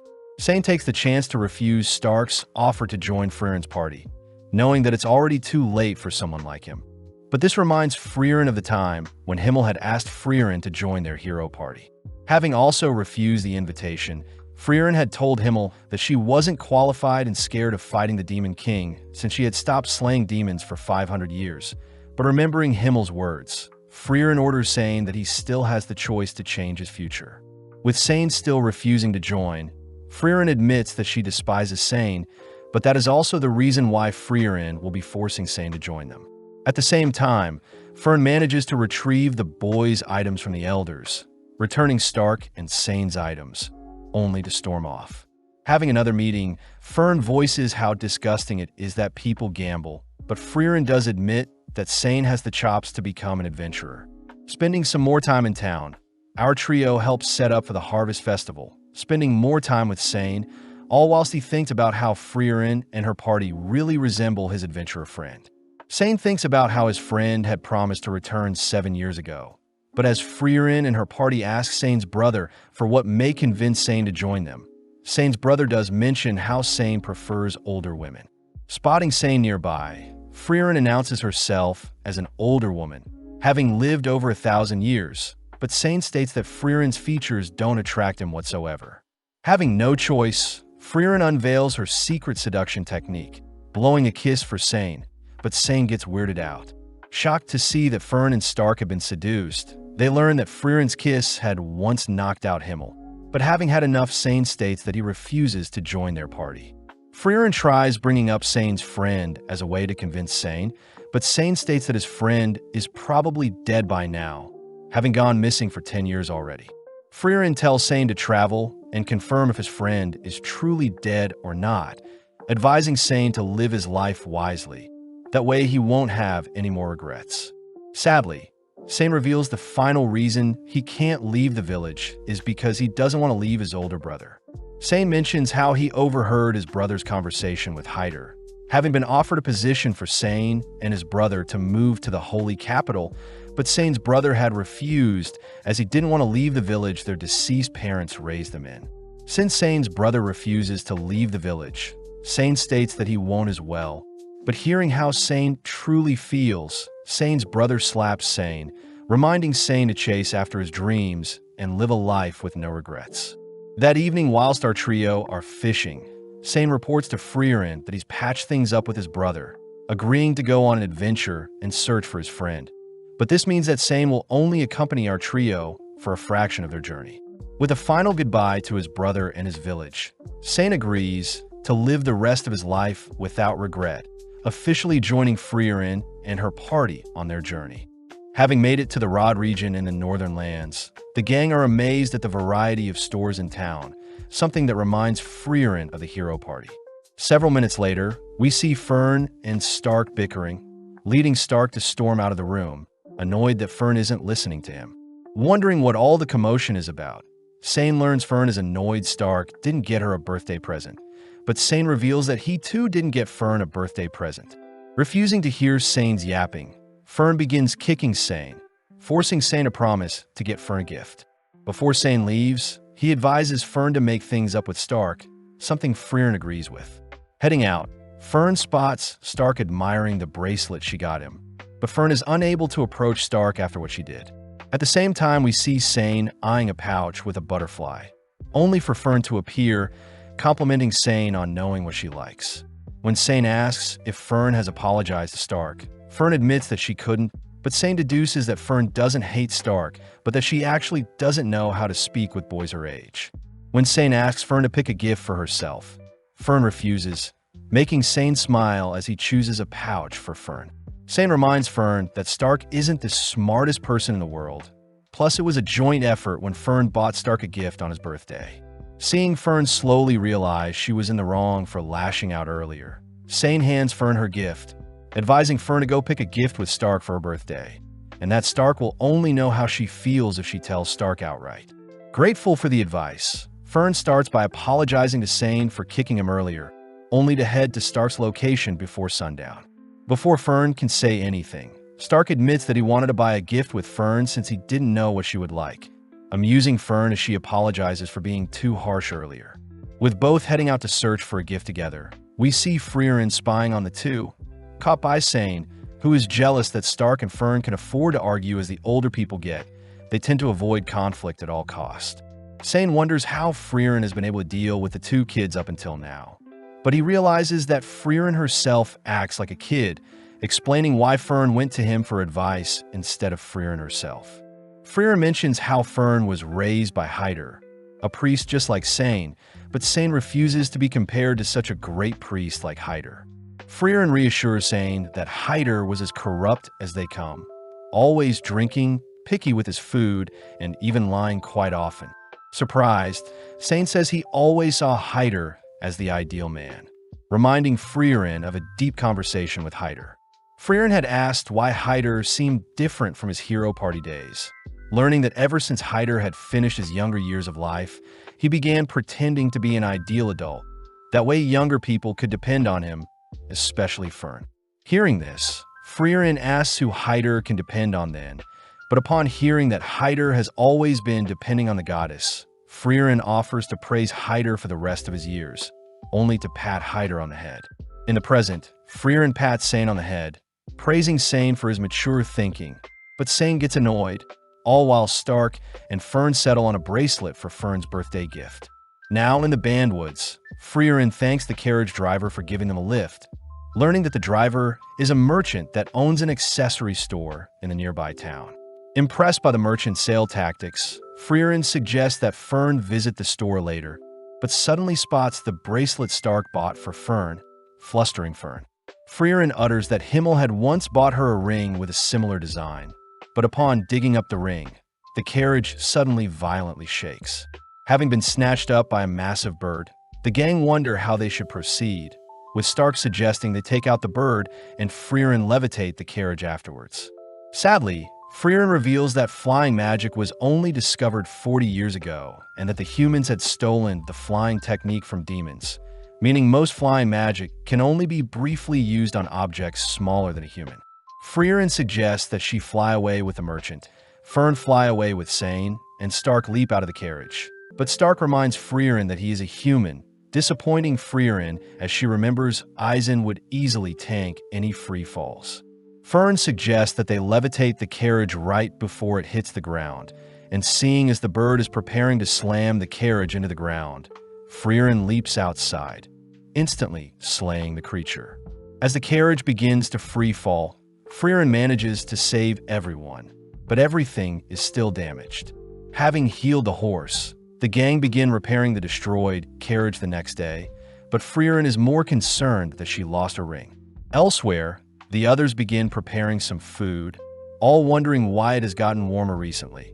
But Sane takes the chance to praise Stark for dedicating 3 hours to find a gift Fern would like. Although Fern can overhear the boys' conversation, she is happy that Stark is proud of the choice as well. But Sane reveals that the design on the bracelet is a mirrored lotus representing eternal love. Flustered, Stark apologizes for the weird gift, but Fern could care less, more annoyed at Sane for instigating things. As the gang continue spending time in the forest, they work together to repair the carriage whilst hunting and sharing meals together. At night, Freeren would spend time searching for a lost item, and by day, the gang continued to repair the carriage. But one day, Fern asks why Freeren has been venturing off at night. Upon hearing that Freeren had lost the ring Himmel had given her, Fern quickly helps to search for it. But Freeren says she doesn't want to waste time. Fern refuses to accept such a decision, mentioning how the lotus on the ring means eternal love, but Freeren doubts Himmel knew that when he gifted it to her. Upon telling the others about the lost ring, the merchant actually reveals that he has a spell for finding lost jewelry and accessories, as most people in town would often lose their valuables. Pleased, Freeren puts the spell to work, remembering the moment when Himmel had asked Freeren to pick out a gift for slaying the Demon King. Upon seeing that Freeren had chosen the lotus ring, Himmel smirks, getting down on one knee only to place the ring on Freeren's fingers, as if he was proposing. Having found the item, Freeren is relieved that she didn't give up on the search, but is more curious as to why Stark had given Fern a lotus-designed bracelet as well. Moving on to the Lob Hills, Fern is seen exhausted, collapsing onto Freeren, but this makes Sane wonder how long Fern and Freeren have known each other. Fern utters that it's been 4 years, and Stark adds that he's been with everyone for 1 year. But as the gang continue on their journey, Sane mentions how their party lacks something. Freeren says they have a frontliner, 2 mages, and a priest, making Fern suggest they need a thief to help deal with the mimic chest that Freeren keeps getting caught in. Sane suggests that they add a mature older lady, but as the gang enter the next village, they're all horrified to see everyone is unconscious. Inspecting the bodies, The gang confirm that everyone is simply asleep, something Freeren recognizes as a curse. Freeren explains that curses are spells cast by monsters and demons, with the most well-known ones being turning people into stone and putting them to sleep, magic that humans aren't able to unravel. Luckily, priests draw their magic from the goddess, and it's the role of the clergy to unravel such spells, meaning Sane may be able to identify and break said curse. As the gang gives Sane some room to assess the situation, Stark asks what's so special about magic from the goddess. Learning that the goddess's magic are recorded in holy scriptures, and just like demon magic, only the owners can read and interpret such magic. Additionally, those able to read and learn the goddess's magic are naturally blessed with protection from curses, making priests a natural counter to curses. Heading outside, Freeren admits that even magic is unable to detect curses, but just then Sane reports that he's detected the source of said curse and that it'll be faster to defeat the monster inflicting said curse. Before the gang can head off, Stark is revealed to have been cursed and fallen asleep, prompting the gang to hurry. As they travel through the night, they levitate Stark's body with them, but as night falls, Fern ends up falling asleep as well. With no other choice, Freeren conceals the lovebirds with a barrier, leaving only Freeren and Sane alone. The deeper they venture into the forest, the more sleepy Freeren gets, asking Sane to wake her up when they encounter the monster. But Sane cries that he can only wake Freeren up for 5 seconds. Sensing the creature nearby, Sane has no choice but to carry Freeren with him, placing Freeren down as he finally comes face to face with a subspecies of the Chaos Flowers. Knowing that the monster is slowly draining the mana of its victims, Sane begins to evade the monster's advances, reciting that Chaos Flowers merge with local flora to exist and that their cores are their weaknesses. Taking out his book, Sane conjures several holy spears, aiming it at the core of the flower, but is surprised to see the monster had deflected the projectiles with its leaves.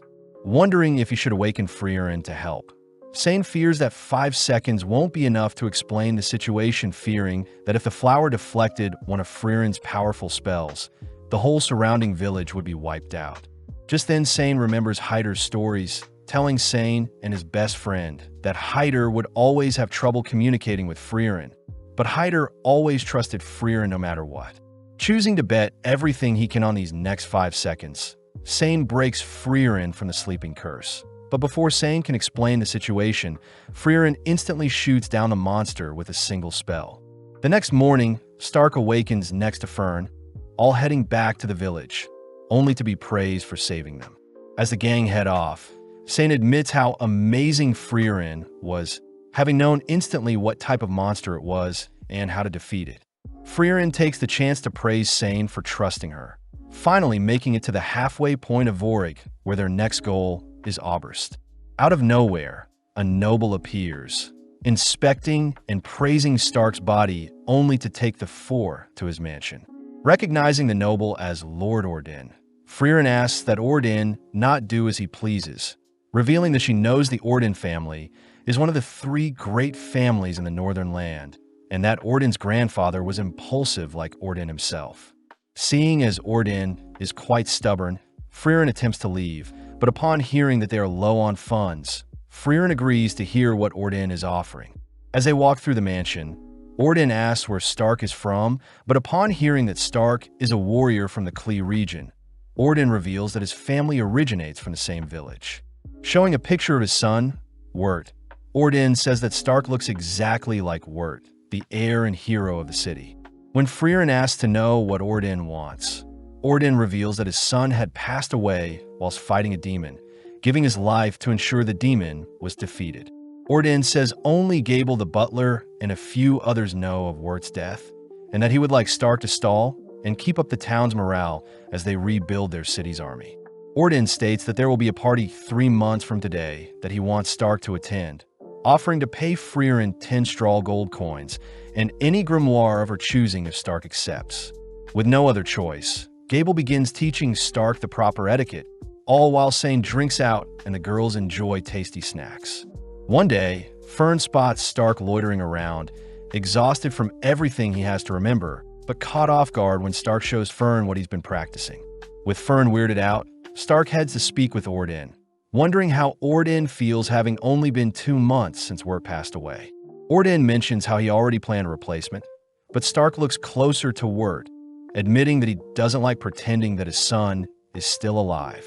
Heading outside, Orden introduces Mutt, his second son and new future heir, someone Orden doesn't believe is as great as Wirt, reminding Stark of his own family dynamic.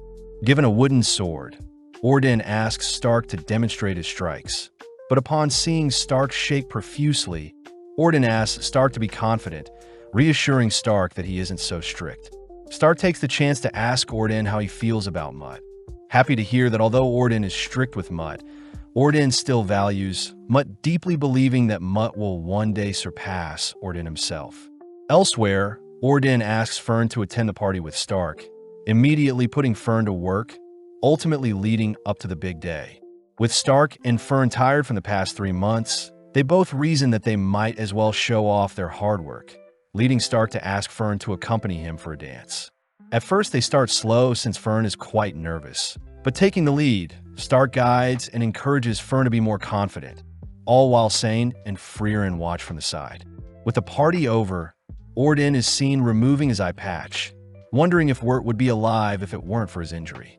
Seeing Stark appear, Orden orders Gable to give Freeren her rewards, praising Stark for being a great warrior. Before Orden can offer Stark to remain by his side, Stark refuses as Stark can't replace Orden's dead son, and Orden can't replace Stark's dead father. Orden reveals that Wirt and himself had a fight during their last conversation, something Stark can relate to, as he too needs to apologize and return to Eisen before it's too late. Flashing back, we see Sane passing time by fishing, but is interrupted by his friend who drags Sane along to take photos with him, a memory Sane still thinks about. Now in the Klar region, Freeren tells everyone about a powerful dwarf in the upcoming village that has lived for over 400 years, amazing since dwarves normally live for only 300 years. Freeren says she refers to the dwarf as Old Man Vol, a rare case of someone that can relate with Freeren since they both live for a long time. But as the gang cross a small river, they spot the infamous village along with a sleeping warrior guarding the village. Revealed to be Vol, Stark feels bad for the old man, but Freeren calls Vol out for pretending to be senile again. Out of nowhere, Stark is suddenly struck, falling onto his knees as Vol warns Stark to always be cautious of everything he sees, as Vol could have easily taken off Stark's leg if he tried. With Vol inviting everyone into the village, Freeren orders Stark to remain behind and train with Vol, given a tour by one of the villagers. As Fern and Sane help the villagers harvest some crops, the villager mentions how he's never seen Vol so happy, having believed him to be only a senile old man. But the villager did mention how Vol chose to protect and remain in the village even after all this time. With the gang spending some more time with Vol, a week passes by in an instant, pleasing Freeren as Stark has improved quite a lot since training with Volume. Freeren reveals that Vol was the reason Freeren chose to learn more about Himmel and the Hero Party, cutting to the past when Himmel had asked Vol why he had stayed and protected the village for so long. Vol mentions how his wife was a human and that he's simply protecting the village to retain any memory Vol has of his wife, something Himmel finds admirable. Thanking Himmel for his kind words, Vol promises to remember the Hero Party once they've defeated the Demon King and have passed away, but Himmel reassures Vol that Freeren and Eisen will be the ones to continue their legacy even after passing. In the present, Vol asks Freeren if she remembers the faces and voices of her Hero Party, but Freeren gets offended, stating that Himmel is the reason she has begun to change. Hearing Vol utter that he has forgotten his wife's face and voice, Freeren calls Vol out for joking around, mentioning how her party will be heading to Oriole near the Demon King's castle. Pleased, Vol gets excited that Freeren is finally going off to defeat the Demon King. But this surprises Freeren as she wants to tell Vol that the Demon King has already been defeated, but holds back not wanting to disturb Vol's peace. With a final farewell to Vol, the gang continue on their path, occasionally stopping so Sane can ask around for his friend's whereabouts. Stark is impressed that people still remember the name of Sane's friend, even after 10 years, but Sane mentions how his friend went by Guerrilla Warrior, a memorable title. With a mere bridge separating the gang from reaching the magical city of Oberst, the gang choose to rest first at a nearby village, excited to hear that Gorilla Man did indeed help defeat a demon in the village, but only a stubborn old woman may remember where Gorilla Man did after. Upon visiting the older woman, the woman refuses to give the gang info on Gorilla Man for free, starting off by having the party run several errands that take up several hours. Once the gang has wrapped up and reported back to the older woman, she finally agrees to give the gang their final task, and only after will she give them the information they want. Heading to some old statues, the woman mentions how she recognizes Sane, but upon seeing the old statues, the gang hear that the statue honors two forgotten heroes. Realizing one of them to be Kraft, Sane suddenly remembers a time when Hyder had shown the younger versions of Sane and Gorilla Man a similar statue, warning that everyone's legacy will eventually fade and be forgotten. From that moment on, Sane's friend had claimed the name of Gorilla Man, and Sane was given the title of Goatee Priest. Having helped clean up the statue, the old lady reveals that Gorilla Man also helped clean the statues a long time ago, even speaking quite highly of Sane. As the gang begin heading off, Freeren realizes Sane knows where his friend is, believing his friend is in the opposite direction of Oberst, making Sane struggle to decide what to do. Conflicted on what he should do, Sane reminds himself that he's on the journey to look for his friend, but seeing as they need more time, the gang spend the night in town. With Fern and Sane heading out to retrieve firewood and food, Fern and Stark share a moment when Fern teases Stark with her cold hands, but the gang get worried seeing snowfall. The next day, the town is consumed by a blizzard, meaning they won't be able to proceed with their adventure until the blizzard dies down. Luckily, Freeren knows that there's a magic store with a shady shopkeeper, mentioning there could be a possibility for legendary spells.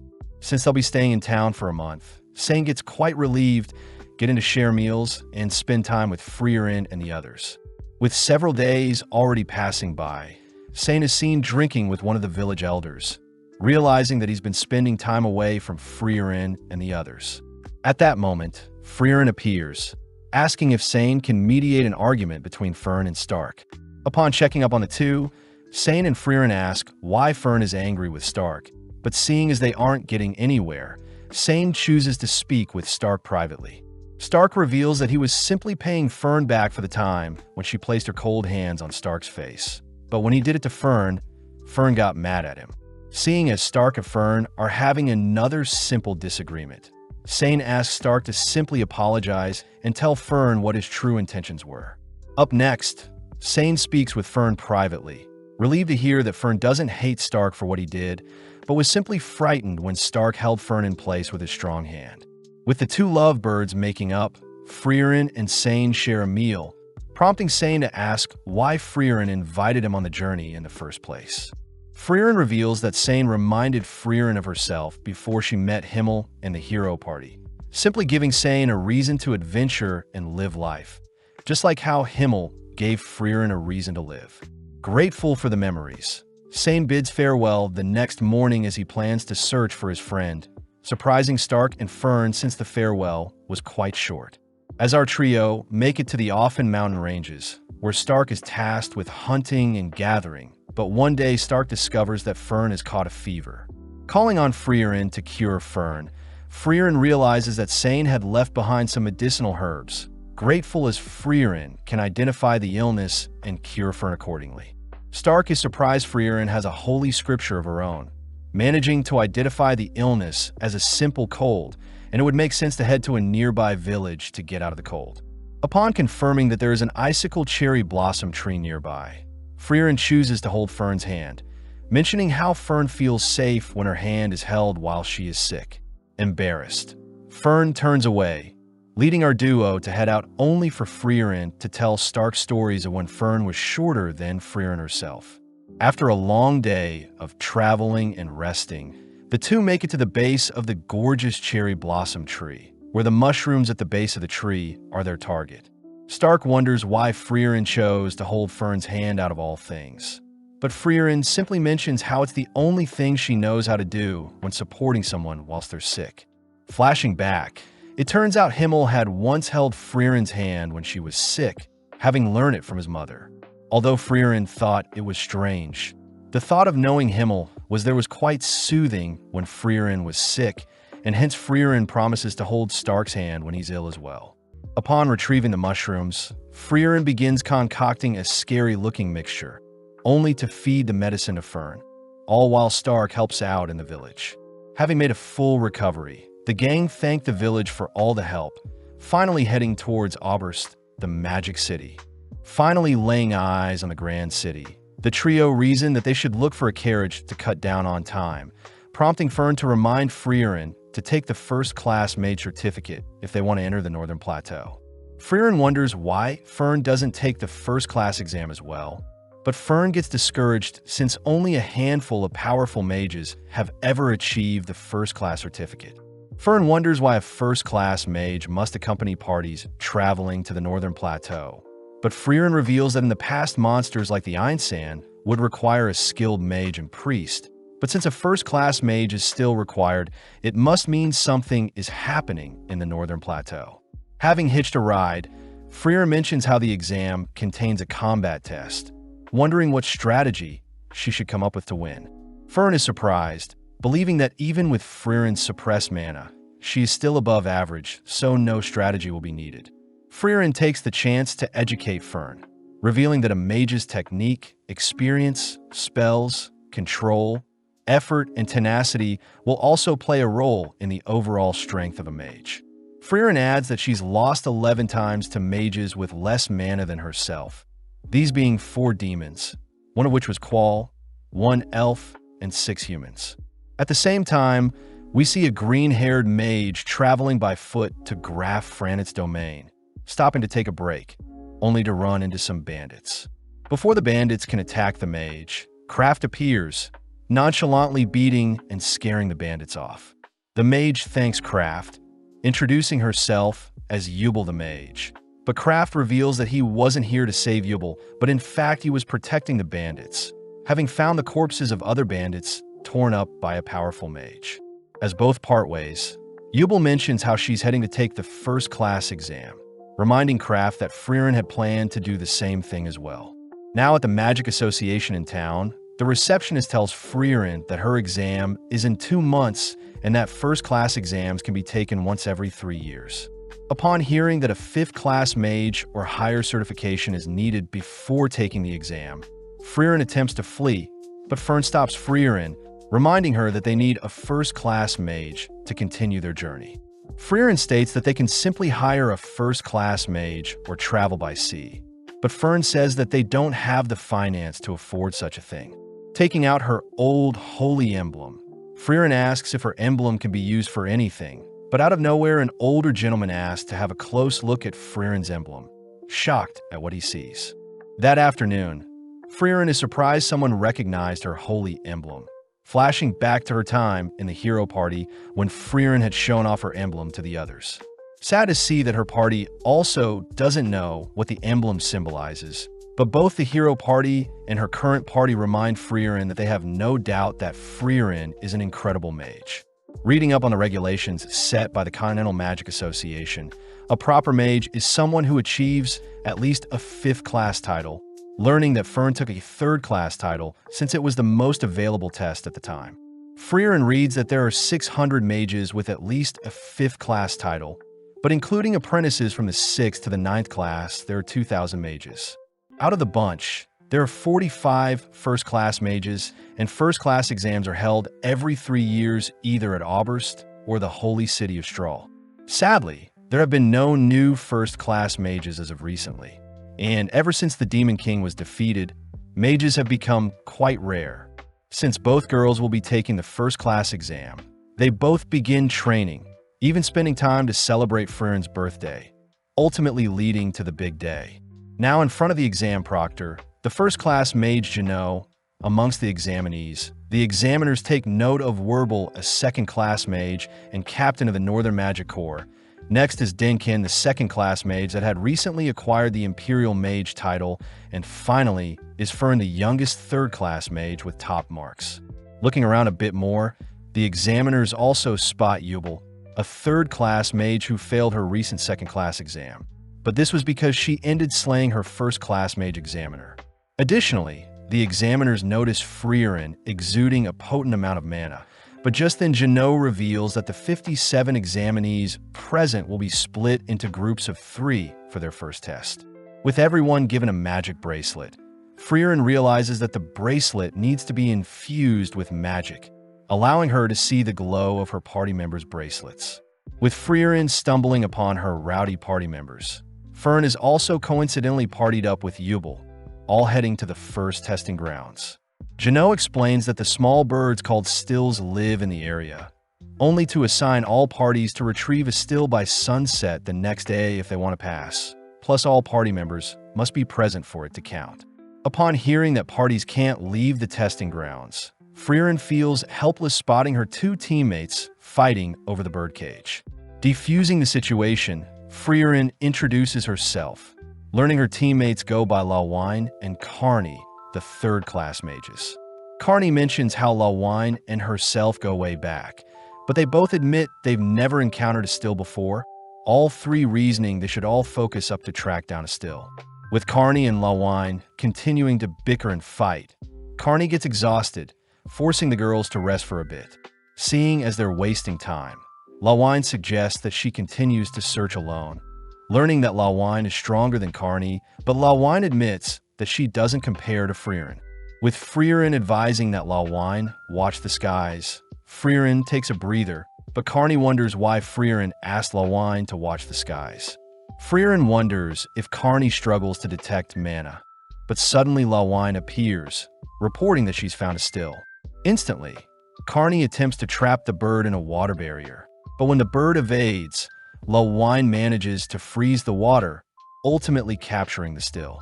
Although Freeren praises the girl's attempt, the still instantly disappears, dousing the girls with water as Freeren reveals that stills move faster than the speed of sound, suggesting that they continue to observe the bird before capturing it. Spending more time together, Carney and Lawine continue to argue, and sadly they fail to capture a single still, but they choose to set up camp as night falls. That night, Carney awakens to the sound of rain, only to notice that Freeren is missing, only to go out in search of her. Having made it to a cliff, Carney wonders where the sound of rain is coming from, but is suddenly attacked by a monster. Pinned down and without her staff, Carney cries for Lawine, but out of nowhere Freeren binds the creature, reminding Carney to watch the skies. Giving Carney time to calm down, Freeren wonders why Carney and Lawine work well together even though they hate each other. Carney reveals that she is quite a coward, remembering a time when Lawine had stayed back to help Carney learn how to fly, even giving Carney several compliments to cheer her on. When Carney still refused to fly, Lawine kicked Carney off the cliff, impressed that Carney learned to fly when it mattered the most. Freeren is happy to hear that Carney and Lawine appreciate each other after all, but is more intrigued to hear that Carney has come up with a plan to capture a still. Returning to the campsite, Freeren sits watch as the girls sleep, remembering a time when Eisen was shaking in fear, knowing that their hero party needed to face a dragon. Himmel apologizes as he thought an inspirational speech would help Eisen out, but when Himmel admitted that he was scared as well, Eisen thanked Himmel for being honest. Knowing that the dynamics for parties differ from case to case, with Freeren leaving to test something, we switch over to Fern's party, who had managed to capture a still for themselves. Seeing Fern relaxed, Fern's members remind Fern that other parties can still steal their still, asking that Fern prepare to fight other mages. The next morning, Freeren and her party go over what they know about the still. First, the creatures travel faster than the speed of sound. Next, the bird can break out of any normal restraints. Additionally, the creatures can detect mana and flee upon sensing danger. Lawine points out that they won't be able to detect the creature, since the stills don't have any mana. But Freeren points out how she was experimenting with a spell last night that could capture the creature. Freeren reveals the spell to be developed to specifically hunt down birds, the exact same spell Freeren used to bind the monster that attacked Carney last night. Lawine wonders why Freeren didn't mention the spell earlier, but Freeren reveals that the spell can only be cast 50 centimeters within range of the target, and unfortunately the closest they've gotten to a still is 3 meters. Freeren asks if the girls can possibly stop the bird with their magic, prompting both girls to suggest that their freezing and water spells could possibly temporarily restrain the bird, but it would be tough to get close without it sensing their mana. Suddenly realizing something, Freeren tells the girls her idea, intriguing the girls as they may have to fight with the other parties, but they commit since it's their only option. At the same time, Fern, Yubel, and Land all choose to hide in a cave, but upon running out of water, they all decide to replenish their water. But Yubel suddenly realizes that the ground they're walking on used to be a riverbed. Fern asks how powerful the barrier is, wondering if the barrier stopped the flow of water into the testing area. But Land points out that there is still a source of water in the middle of the testing area. Additionally, since the still won't survive without water, Fern's party agrees to search for smaller ponds nearby. But upon detecting a magic projectile nearby, Fern instantly conjures a barrier to defend. Unable to spot their foes, Fern continues to stall, all whilst Yubel fends off Werbel's advances. Land faces Sharf, and Fern faces Airy. Werbel takes the chance to praise Fern for reacting to his spell, but before the two parties can initiate their duel, a massive beam of light suddenly consumes the central lake. Lawine is revealed to be freezing the central entire lake, confusing the other parties as they fail to unfreeze the lake. Having witnessed Lawine's magnificent spell, Denkin reasons that no still will now come to the lake again, advising his team members, Richter and Laufen, to follow after Freeren and her party as they plan on stealing their still. As Freeren and her party set their plan into motion, Fern and Werbel's party begin clashing, all agreeing to separate for now. Assessing the situation, Denkin scolds the mages for wasting their magic attempting to unfreeze the lake, but also doesn't recommend mages search for other waterholes whilst in the air, as they will be vulnerable to monsters. Turning and heading after Freren's party, Denkin runs into the party they saw flying earlier, having been slaughtered and taken prey by the monsters. When Laufen suggests that they at least bury the corpses of their fellow mages, Denkin forbids it, revealing that the Geisel monsters hunt based on their prey's mana, and since the corpses still have mana, the Geisel will lock onto them if they move the bodies. Laufen wonders how sadistic the examiners are for not caring about the lives of the test takers, but Richter states that the Continental Magic Association simply wants to keep a certain standard for those who manage to become a first-class mage. Denkin voices how he despises the association's old way of thinking, having seen mages greater than himself fail to achieve anything noteworthy. But just then Denkin spots a suspicious body of water. Upon further inspection, Denkin manages to detect a faint scent of mana infused in the water, believing it to be Freeren and her party's doing, and as a result of the mana in the water, the stills won't come near this body of water. Denkin deduces that Freeren and her party plan on infusing all watering holes with mana, forcing the still to rally at their desired body of water. But seeing as there is no way of finding which body of water Freeren and her party are at, Denkin suggests that they all rest for now. At the same time, Carney is seen reporting that she's infused as many bodies of water with her mana, all agreeing to bunker down in their current positions for Estelle to appear. Seeing as they now need to wait, Freeren suppresses her mana even further, uttering that she mustn't move or else mana will be released. As Carney and Lawine hide nearby, Freeren watches as various creatures drink from the nearby water source, but upon spotting a still land on her shoulder, Freeren successfully captures a still. In that instant, Denkin manages to detect Freeren's spell, sending Laufen to keep Freeren occupied. At the same time, Land faces Sharf, all whilst Fern faces Airy, who is shocked to see Fern is able to defend against all of her attacks. Strange since Fern uses basic attack and defense spells. Curious, Airy gets weirded out, having sensed a strange confidence exuding from Fern, but Airy does feel bad for Yubel, declaring that she'll be slaughtered having to face off against Werbel the strongest in their party. Fern calls Airy's bluff, revealing that she knows her is far stronger than Werbel himself, but not denying it. Airy states that Werbel's experience in battle is unmatched. Cutting to Werbel and Yubel's duel, Werble is forced to go on the defense, unable to detect Yubel's slashing attacks. Pausing for a moment, Yubel mentions how she may have overdid her attacks, but Werble deduces that Yubel's slashing attack has a 5-meter range, declaring that they should fight until the end.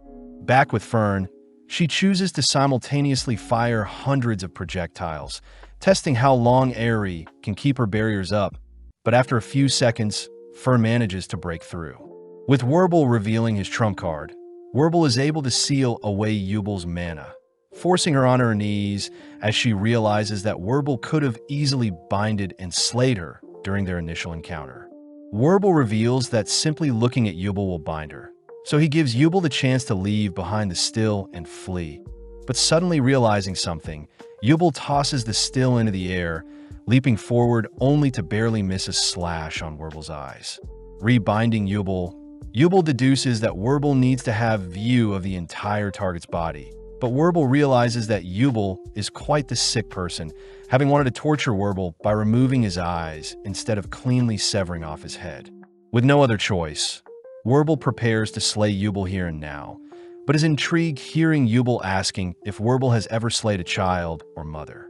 Playing along, Werble reveals that wars from where he comes from are quite messed up, as it wasn't too uncommon for children and mothers to be sent to war. Chatting for a bit longer, Yubel realizes that Werble's binding spell is a reflection of himself, as he doesn't like taking people's lives and prefers to bind them where he can. But before Werble can silence Yubel for good, Fern appears, ordering Werble to not move. Shocked, Werble notes how he couldn't sense Fern at all, deducing that Fern was the one to have captured the still for her party. Yubel notes how Werble also had a binding spell, but was just unlucky to have not stumbled across a still for himself.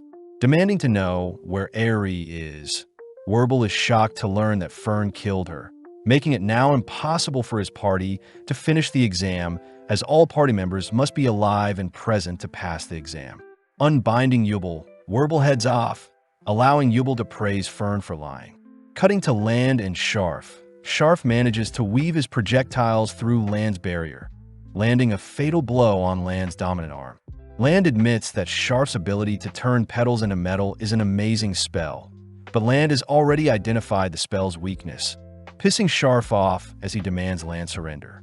Scolding Sharf for not being able to detect mana, Land appears behind Sharf, revealed to have used cloning magic the moment the test began. Knocking Sharf out, we cut to Werble, who is relieved to see that Aerie is still alive, only knocked out due to mana exhaustion. Werble learns that Fern used basic offensive magic to defeat a prodigy like Aerie, terrified to imagine what type of monster Fern will be in the future. As Werble carries Aerie on his back, they head to Sharf's location, forcing Werble to levitate Sharf alongside them as they all hear rain hitting the outside of the dome. Aerie and Sharf apologize for losing, since now their party will fail, but Aerie takes the chance to thank Werble for saving her village from a demon in the past. Werble corrects Aerie, as he had begun slaying demons in the Northern Land for a girl he liked 29 years ago, having hoped she would return once he became stronger, but ironically Werble had already forgotten what she looked like. With Werble and his party making plans on what to do after the exam, Aerie offers to introduce Werble to her grandpa, who is a first-class mage, but suddenly Aerie points out a still in the trees. Instantly, Werble binds and captures the bird, grateful that his luck has finally turned around. At the same time, we spot Freeren and her party glaring at Laufen, all whilst Denkin observes Freeren from afar. In the blink of an eye, Laufen disappears, having stolen the still right from Freeren's palms, intriguing Freeren.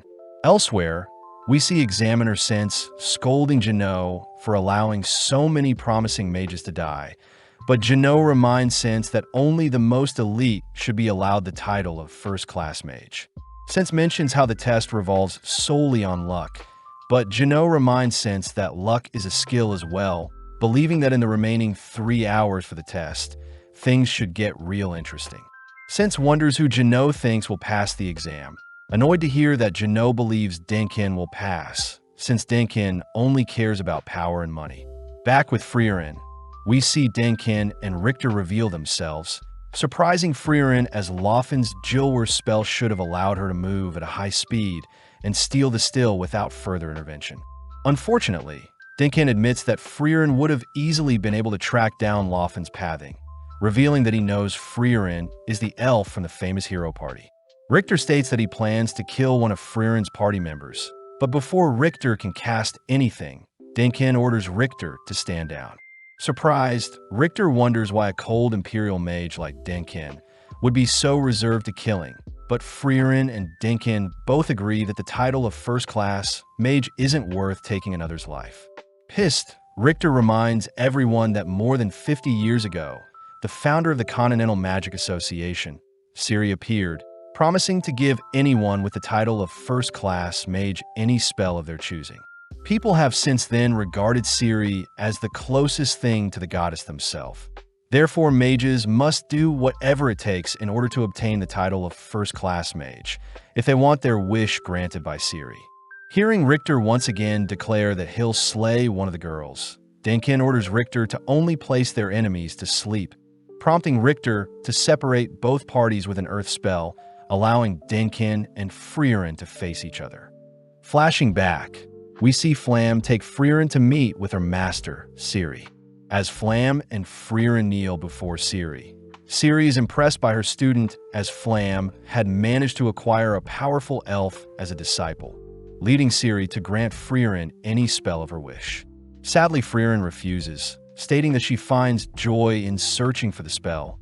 But this disappoints Ciri as Freeren lacks the ambition to prioritize growing stronger. Correcting Ciri, Flam states that Freeren will ultimately be the one to slay the Demon King. Confusing Ciri as such a feat isn't that impressive. Flam adds that Ciri yearns for a good battle, but Freeren yearns for peace. In the present, Richter slowly begins to march towards Carney and Lawine, but when Lawine attempts to freeze Richter, Richter simply continues marching. Firing several icicles, Richter simply blocks the projectiles with an earth wall, only to send pillars shooting from the ground towards Lawine, but Carney steps in to block the spell. Having seen enough, Richter confirms that Lawine wields weak ice magic and Carney is useless without water nearby, annoyed that he is facing such weak opponents. As the girls evade Richter's advances, Lawine reminds Richter that he's exhausting his mana with such flashy attacks, but Richter says the girls are simply defending and not attacking. Richter states that a mage's barrier is quite effective, but it hasn't improved over the years since a complex defensive spell would be useless during battle. Crouching down, Richter suddenly conjures a rock pillar, an attack so strong that it blows the girls into the air. Before Richter can leave, he's disappointed to see the girls refusing to give up, amused to hear Lawine threatening to manipulate the water in his body. Richter reminds the girls that mages must first be able to picture the spell before they can cast it. And even if the girls manage to grasp the complexity of a human body, Richter's mana will protect him from any of the girls' magic. Admitting that they were simply bluffing, Lawine does point out how Richter is also scared of something, realizing that Richter had purposely moved them away from any bodies to prevent Carney from using them.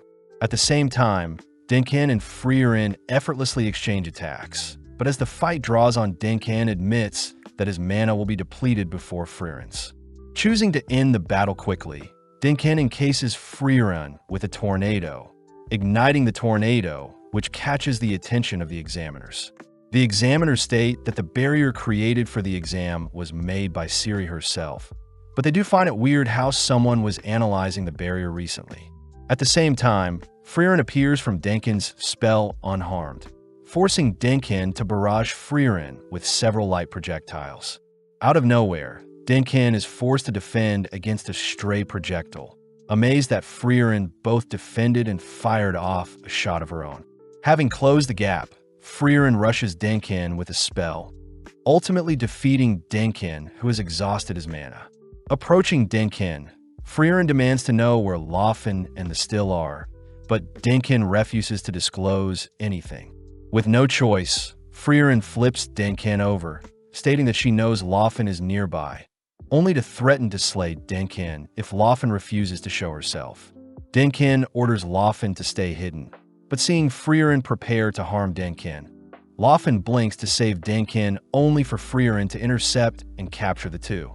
Taking back the still, Freeren ties the two up, but Laufen takes the chance to ask why a wealthy, well-off man like Denkin is so fixated on becoming a first-class mage. Denkin utters that his homeland is within the northern plateau, and he simply wants to visit a grave in his homeland. Denkin asks if Freeren will need to help the girls, warning Freeren about Richter's sporadic nature, but Freeren mentions how she's finished analyzing the barrier. With Richter confirming that Denkin lost to Freeren, he turns his sights back onto the girls, this time dead set on unleashing powerful earth magic to snuff out Carney and Lawine. At that moment, Freeren unveils the spell she's been working on, conjuring a beam that is shot into Ciri's barrier. Smirking, Jeannot is confident that Ciri's barrier will hold, but in mere seconds the barrier shatters before the examiner's eyes.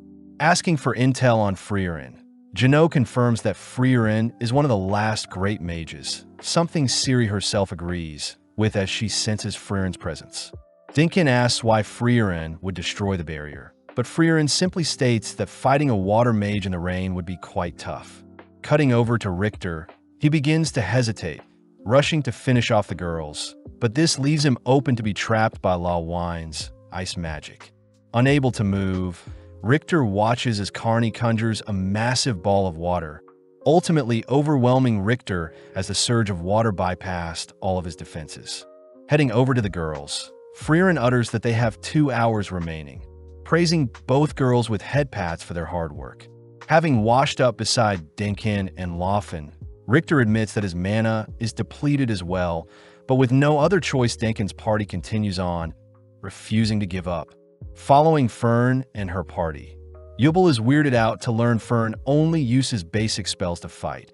Plus, Yubel is intrigued to see who Fern's master is, as they were able to destroy the barrier.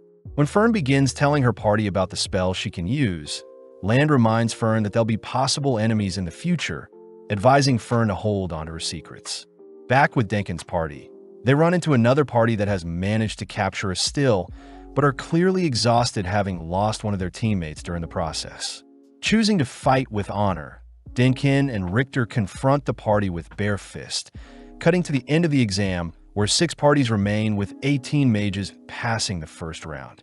The examiners announce that the next exam will be held in 3 days, all while Stark enjoys his peaceful time alone. The next day, Stark is seen lounging around in bed, only to be awoken by a sudden knock at the door. Upon realizing it's Fern and Freeren, Stark is immediately interrogated for slacking off, all 3 heading out into town to hopefully cheer Fern up. Freeren suggests an expensive store she visited with Himmel in the past, but as we cut to Richter, he is seen helping his grandma repair a broken lamp. As a reward, his grandma gives Richter a light snack, but as his grandma heads off, Richter runs into Denkin and Laufen. Seeing as they've run into each other, Denkin suggests that they eat out together, but Richter simply refuses. Beginning to close up shop, Richter overhears that Denkin's deceased wife used to share a meal with him at a famous restaurant in town, ultimately convincing Richter to agree to join Denkin for a meal. That night, Land is seen walking through town, briefly stumbling onto a lost kitten, only to spot it reunite with its mother. Out of nowhere, Ubbel appears, asking for a quick chat, something Land goes along with. Land takes the chance to ask why Yubel didn't slay Werble when she had the chance, impressing Yubel, as this means Land was observing her fight. Yubel mentions how, when she heard Werble's past, she began empathizing with Werble, suddenly casting Werble's binding spell. Unable to move, Land hears that Yubel is able to copy any spell she's seen as long as she places herself in the shoes of the mage. Yubel praises Land for having such perfect clones, wondering what type of life Land lived before they met. But Land refuses to disclose anything, disgusted by mages like Yubel who operate based on feeling instead of theory. Still curious about Land, Yubel releases her bind, only to tag along to wherever Land is going. At the same time, Denkin shows Richter and Laufen the restaurant he used to visit often with his wife, a restaurant Richter recognizes as the most expensive one in town. Regardless, Denkin and his gang head in, coincidentally spotting Freeren and her party, But seeing as they're enjoying themselves, Dinkin chooses to not disturb them. As Freeren, Stark and Fern choose their own meals, Freeren remembers back to when the hero party had returned a stolen knife to Lecker, the chef of the restaurant.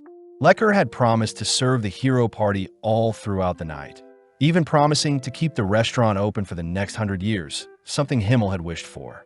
In the present, Freeren indulges on the same meal she had many years ago, disappointed that the flavor isn't the same, but regardless, it's still delicious. With Freeren's party, Dinkin's party, and even Land and Jubel dining in the same restaurant, they all head off for the night, cutting to the next morning when Stark is spending time with an old man. Coming to fetch Stark, Freeren learns that Stark randomly met the old man when he was training, but regardless, Freeren asks for Stark's help. Back in the inn, Fern is seen giving Freeren the silent treatment, annoyed that Freeren had overslept and forgot to buy groceries. Seeing as Freeren isn't able to resolve things with Fern, Stark tries to talk things over with Fern, but only hears that Fern wants snacks before they can talk. Elsewhere, we follow Carney waiting for someone, only to spot Werbel and Scharf heading through town, strangely stopping in front of a man only to declare the man is not fit to be a warrior. Just then Lawine appears, apologizing for her dazzling outfit since her brothers along with her mother had chosen to spoil her with some gifts. Seeing the opportunity, Carney chooses to tease Lawine, but instead gets punished for doing so. Back with Freeren, she along with Stark attempts to buy snacks for Fern, accidentally running into Lawine and Carney who join them on their shopping spree. Happy to hear that Freeren made more friends during the exam, Stark is suddenly stopped by Werbel, glad to have finally run into a competent warrior. Weirded out, Stark is recruited by Werbel to help slay a monster. But seeing as Fern and Freeren aren't against such a thing, Werbel drags Stark along with him. Back at the inn, Carney and Lawine give Freeren something, thanking Freeren for helping them pass the first exam. But this makes Freeren remember a chat she had with Himmel. Having saved a little girl from a monster, Freeren wondered why Himmel continues to help people, surprised to hear that Himmel wants to be remembered even if it means risking his life to save others. Having heeded Himmel's advice, Freeren chooses to spend time with the girls, sharing stories together, but before they can wrap up, a message is delivered to them. Reading over the examiner's name, Lawine recognizes Since as the examiner who failed everyone in the past, all whilst all the other examinees are also notified of the upcoming exam. Meeting at the ruins of the King Tomb, Since takes the stage, reassuring everyone that her exam is quite simple. Since states that in order to pass, examinees must raid the dungeon and pass all the floors, and Since is willing to pass everyone that reaches the bottom floor. Speaking up, Blay points out how the ruins have never been conquered before, but Since reminds everyone that mages should be able to do the impossible. Since will also be following the examinees to track who completed the dungeon task, but for safety Since hands everyone a bottle with an escape golem. The golem is meant to help rescue anyone who shatters the bottle, but the golems will also shatter at dawn the next day, setting an official time. Just like that, Since begins the exam, prompting everyone to split into groups, all discussing ways to tackle the dungeon. Recognizing the general structure of the dungeon, Dinkin points out that there are multiple entrances, but they all should lead to the deepest floor. Out of nowhere, Tun wonders why everyone is working together, reminding everyone that there may be betrayal at any point.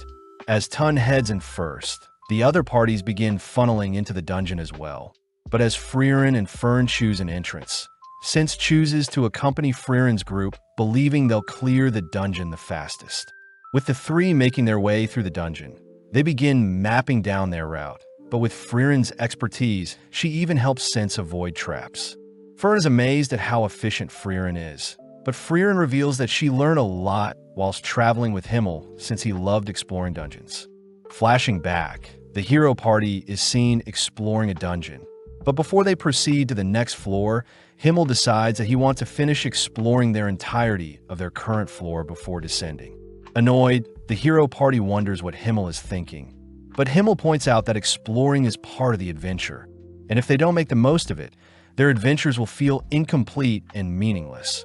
Back outside, we see Carney and Lawine finally heading into the dungeon, leaving Dinkin, Richter, Laufen, Method, and Lang. Annoyed, Dinkin states that they could have easily cleared the dungeon if everyone worked together. But Richter reminds Dinkin that not all mages are as logical as Dinkin. With no other choice, Dinkin and his new party finally head in, but switching back to Freeren, she seems to be fixated on a mysterious chest. Even after confirming that the chest may be a mimic, Freeren still hedges her bets, ultimately caught by the mimic chest. With Fern attempting to pull Freeren free, Sense gets weirded out seeing Freeren's weird obsession with chest. Elsewhere, Dinkin and his party identify a trap, all carefully walking around it only to spot the stain of a corpse where the trap was. Reaching a gate, Dinkin attempts to open the door with some magic, but accidentally triggers a trap, ultimately causing two gargoyle statues to lock onto the gang. Reacting quickly, Dinkin blocks and fires off a shot, tearing away at one of the monsters. But when it begins charging up a spell, Richter stalls it with an earth wall, buying enough time for Method to swiftly erect a barrier to halt its attack only to fire off a counterbeam of her own. At the same time, Laufen slams a second monster into the ground, but sadly the creature fires a beam that blasts Lang into a separate room, unluckily triggering a spike trap. Having had enough, Dinkin sweeps up the gargoyles with a torrential tornado that shreds monsters into pieces, only to check up on Lang. Seeing as the spells can't break Lang out of the trap, Dinkin orders Lang to break her bottle, causing a golem to spawn and successfully break out of the trap. But this means Lang has been disqualified as the golem is seen leaving the ruins. Back with Freeren, she manages to escape with Fern's help, leading Freeren to explain that she would normally blow the mimics up from the inside, but that would ruin her hair. Venturing deeper, the girls run into a gate guarded by gargoyles, but Freeren instructs Fern to blow them up before they are activated. Continuing to collect valuable items, Freeren chooses to explore each level to the fullest, eventually stopping to check on the loot they've acquired. Having a small chat, Sense wonders why a talented mage like Fern doesn't have any dreams or aspirations. But Fern says she only became a mage to make Hyder proud, and sadly, it seems her reason for getting stronger has dulled ever since. Sense asks why Fern is trying to be a first-class mage then, making Fern admit that she treasures the time she spends with Freeren, simply happy to follow Freeren wherever she goes. Following Werble and his party, the three stumble onto a strange-looking room, suddenly noticing that Aerie has been binded. Aerie manages to detect three mages nearby, prompting Werble to block an incoming beam, all while Scharf employs his magic to obstruct the enemy's view.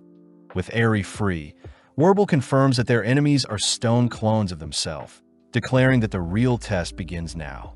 At the same time, Dinkin's group runs into a clone of Laufen, but with the gang working together, they manage to dispatch the clone, shocked at how perfect of a copy it was. Passing through into another room, the five are immediately weary of their next opponent, watching as a carbon copy of Freeren descends upon them. Following Janot, he goes over the Spiegel with his colleague, rehashing that such a fiend is a mythical creature able to use the memories of people in its dungeon to create perfect copies. Unlike the Einsam, the clones created are equally strong as the original, meaning Sense chose this test for the mages to challenge the examinee's ability to self-analyze and overcome their enemies as a team. Back with Dinkin's team, Dinkin and the others are forced to look for cover, horrified by the clone's monstrous attack. Elsewhere, Ubel and Land seem to be trapped, with Land severely injured. Just around the corner, Ubel's clone admires Land's golem bottle, making Ubel curious as to how perfect of a copy her clone truly is. Land seems like he doesn't want to chat, but mentions that the clones can't speak. During their initial encounter, Ubel's clone dashed straight for Land's golem bottle, ignoring Land entirely, something Ubel admits she would have done as well. Land finds it messed up that the clone has cornered them, but still chooses to wait for them to make a move first. Something Ubel believes is because the clone enjoys seeing them suffer. Seeing as Land is beginning to bleed out, Ubel asks if Land is the real one, but upon hearing that Land isn't sure himself, Ubel hands Land her bottle. Surprised, Land refuses since Ubel needs it for herself, but seeing as there is no other option, Ubel prepares to retrieve Land's bottle.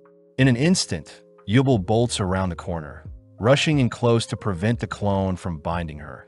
But with each exchange, the two are evenly matched. Knowing that the final decider will be down to luck, Yubel relentlessly charges forward, but sadly Yubel falls victim to her own binding spell. Before Yubel is slain, Land appears behind the clone, drawing away its attention, allowing Yubel to free herself and finish off the clone. But upon retrieving Land's bottle, Yubel confirms that the Land following her all along was a clone. Land wonders why Yubel would risk her life for him, but Yubel points out that she has learned that Land refuses to sacrifice another's life for his own, having used Land's refusal of her bottle as proof. Back with Freeren's group, Fern points the gang towards a set of stairs, but finding something weird about one of the walls, Freeren declares that they're in front of a hidden entrance. When Fern pulls out the map to check for any hidden passages, Freeren stumbles onto a switch, turning it only to have the walls magically open, revealing a hidden set of stairs. Heading up the stairs, Freeren and the gang are amazed to have stumbled into a nicely preserved room filled with descriptions of the former king, something Fern finds fascinating. Satisfied, the gang finally head to the next floor, stumbling upon Dinkin and his party outside. Wondering why everyone is waiting outside a room, Freeren learns that her clone is preventing the mages from continuing deeper into the ruins. Seeing as the clone has all of Freeren's strength, Richter suggests they hypnotize or use binding magic, but Freeren states that she's immune to both. Dinkin suggests that they try both, in hopes to give an opening for Freeren to strike down her own clone. Needing intel, Method is tasked with analyzing Freeren, but Fern can't help but get jealous seeing Method hug Freeren. Method states that Freeren is indeed immune to both hypnosis and binding magic, but a powerful hypnotist may still break through, making the gang question if clones have minds to be hypnotized in the first place. Method declares that Edel the mage is the hypnotist they need right now, but Method stresses that Edel may not even make it to where they are, switching over to Edel's group, who seems to be hiding from Sense's clone. Edel, Blay, and Dunce note how most modern magic isn't suited for dungeons, since controlling objects is easier than creating them. Interestingly, several layers of magic can be detected on the clone's hair, leading Edel to praise Sense for being able to individually control each strand of her hair, something only the greatest of mages can do. With the party already despairing, Edel is asked if she could hypnotize the clone with her voice, but Edel fears that the most she can do is make it kneel, especially since she needs to have line of sight of it. Seeing as the clone has detected them, the three are forced to engage the clone, swiftly erecting barriers to prevent the clone from bursting their defenses, but Sense's hairs easily drill through the team's barrier. Barely able to buy Edel some time, Edel manages to lock eyes with the clone, ordering it to kneel, but sadly the clone has managed to puncture Edel's heart. Edel declares that the clones indeed have no minds, instructing the others to flee as she chooses to smash her own bottle to exit the exam. With the golem spawning, Sense temporarily locks onto the golem, buying enough time for Blay and Dunce to flee. Following Werble and his party, they both seem to be evenly matched with their clone counterparts, but Werble knows how they can win. As Airy bombards Werble and Sharf's clones, Werble collapses the roof on the Airy clone lingering above. At the same time, Fern says she knows how they can defeat Freeren's clone, exciting Freeren as she wants Fern to be the one to take down her clone. Confirming their plan, the gang agree to have Edel hypnotize Freeren, but before they can continue, they spot an injured Dunce stumbling onto their meeting. Dunce reports that Edel had to drop out. As for Blay, he had purposely stayed back to halt Sense's clone, allowing Dunce to make it here. As Method patches up Dunce's wounds, Dunce reveals that the clones indeed don't have minds, meaning the gang will have to tackle Freeren's clone head-on. Richter speaks up, suggesting that the clones may have a unique weakness, but Sense simply remains quiet, unable to help the examinees. Appearing at that moment, Lawine reveals that the clones are being controlled by the mythical Spiegel, information she obtained from her brother, who had also explored the dungeon. Richter scolds Lawine for keeping the information to herself, But Lawine fires back, stating that Richter would have also kept the secret if it meant he was the last one standing. Continuing on, Lawine mentions how the Spiegel is hidden away behind the doors guarded by Freeren's clone, a creature that has no way of attacking or defending, solely relying on the clones. Sadly, Dinkin had already detected a high-tier sealing spell on the door guarding the Spiegel, a spell Freeren knows her clone must have cast, as it binds a mage's life to the seal, meaning the seal can only be broken when the mage is defeated. Seeing as they have to take down Freeren's clone, Lawine suggests that they all hurry up, since her brother found that the clones eventually gather on the bottom floor, cornering and slaying all who enter the dungeon. Seeing as clones will imitate the behavior of the originals, Fern asks Freeren to stand facing a nearby wall, but as Fern fires off a beam at Freeren, Dinkin suddenly realizes what Freeren's fatal flaw is as Freeren blocks Fern's projectile. Dinkin states that when Freeren casts a spell, she briefly stops detecting the mana around herself, something only beginner mages are meant to struggle with. Embarrassed, Freeren admits that she's never been able to overcome such a hurdle, prompting everyone to begin planning out strategy. Seeing Freeren so happy, Fern learns that Freeren used to treasure the times when her hero party would plan their attacks thoroughly before engaging in dungeon raids. With everyone agreeing on the best plan possible, the gang fear that having Freeren and Fern take on Freeren's clone alone still won't be enough, but Freeren reassures everyone that two should be more than enough, especially since the others need to hold off the horde of clones beginning to head down towards their level. Just like that, Freeren and Fern head in, alerting the clone to their positions. Immediately, Freeren and the clone float into the air, both attempting to predict each other's moves only for both to cast the same black lightning spell. Running for cover, Fern watches as Freeren evades her clone's attacks, both facing each other. But when a piece of debris falls on top of them, they simultaneously incinerate the debris with the same fire spell. Knowing that Fern has concealed her presence, Freeren turns her full attention onto her clone, fearing just how powerful herself can be when unleashed. Flashing back, Fern asks if she should really be using the Zoltrak spell to attack the clone, but Freeren reminds Fern that even a basic Zoltrak attack can destroy even Freeren herself, advising Fern to give it her all when attacking the clone. Having found an opening, Fern heads out preparing to attack the clone. But flashing back once more, we see Ciri surprised that Freeren is visiting her now that Flam has passed on. Freeren points out she is simply delivering Flam's will, shocking Ciri, as she didn't realize 50 years had already passed since they last spoke. Reading Flam's will, Ciri reads that Flam had managed to convince the Emperor to allow humans to begin researching and using magic, a surprise since humans believe magic was meant to be only used by demons for evil deeds. Flam had asked for Ciri to continue helping the humans further grow their understanding on magic to fight back against the demons. But Ciri is opposed to such a thing, shredding Flam's will only to ask Freeren to leave. Ciri is disappointed in Flam's suggestion, plus it seems Flam and Ciri never could agree on what was best for humanity, making Ciri wonder why she chose to train Flam to begin with. But Freeren reveals that Flam had already predicted Ciri would be opposed to her suggestions.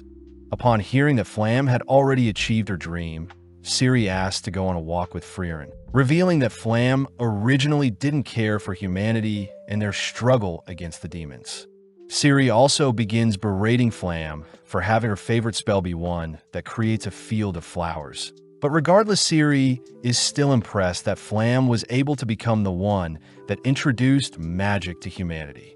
Since human lives are shorter than elven lives, Ciri doesn't blame Flam for rushing things so much, especially since Ciri and Freeren are interested to see how much magic grows and develops in the coming years.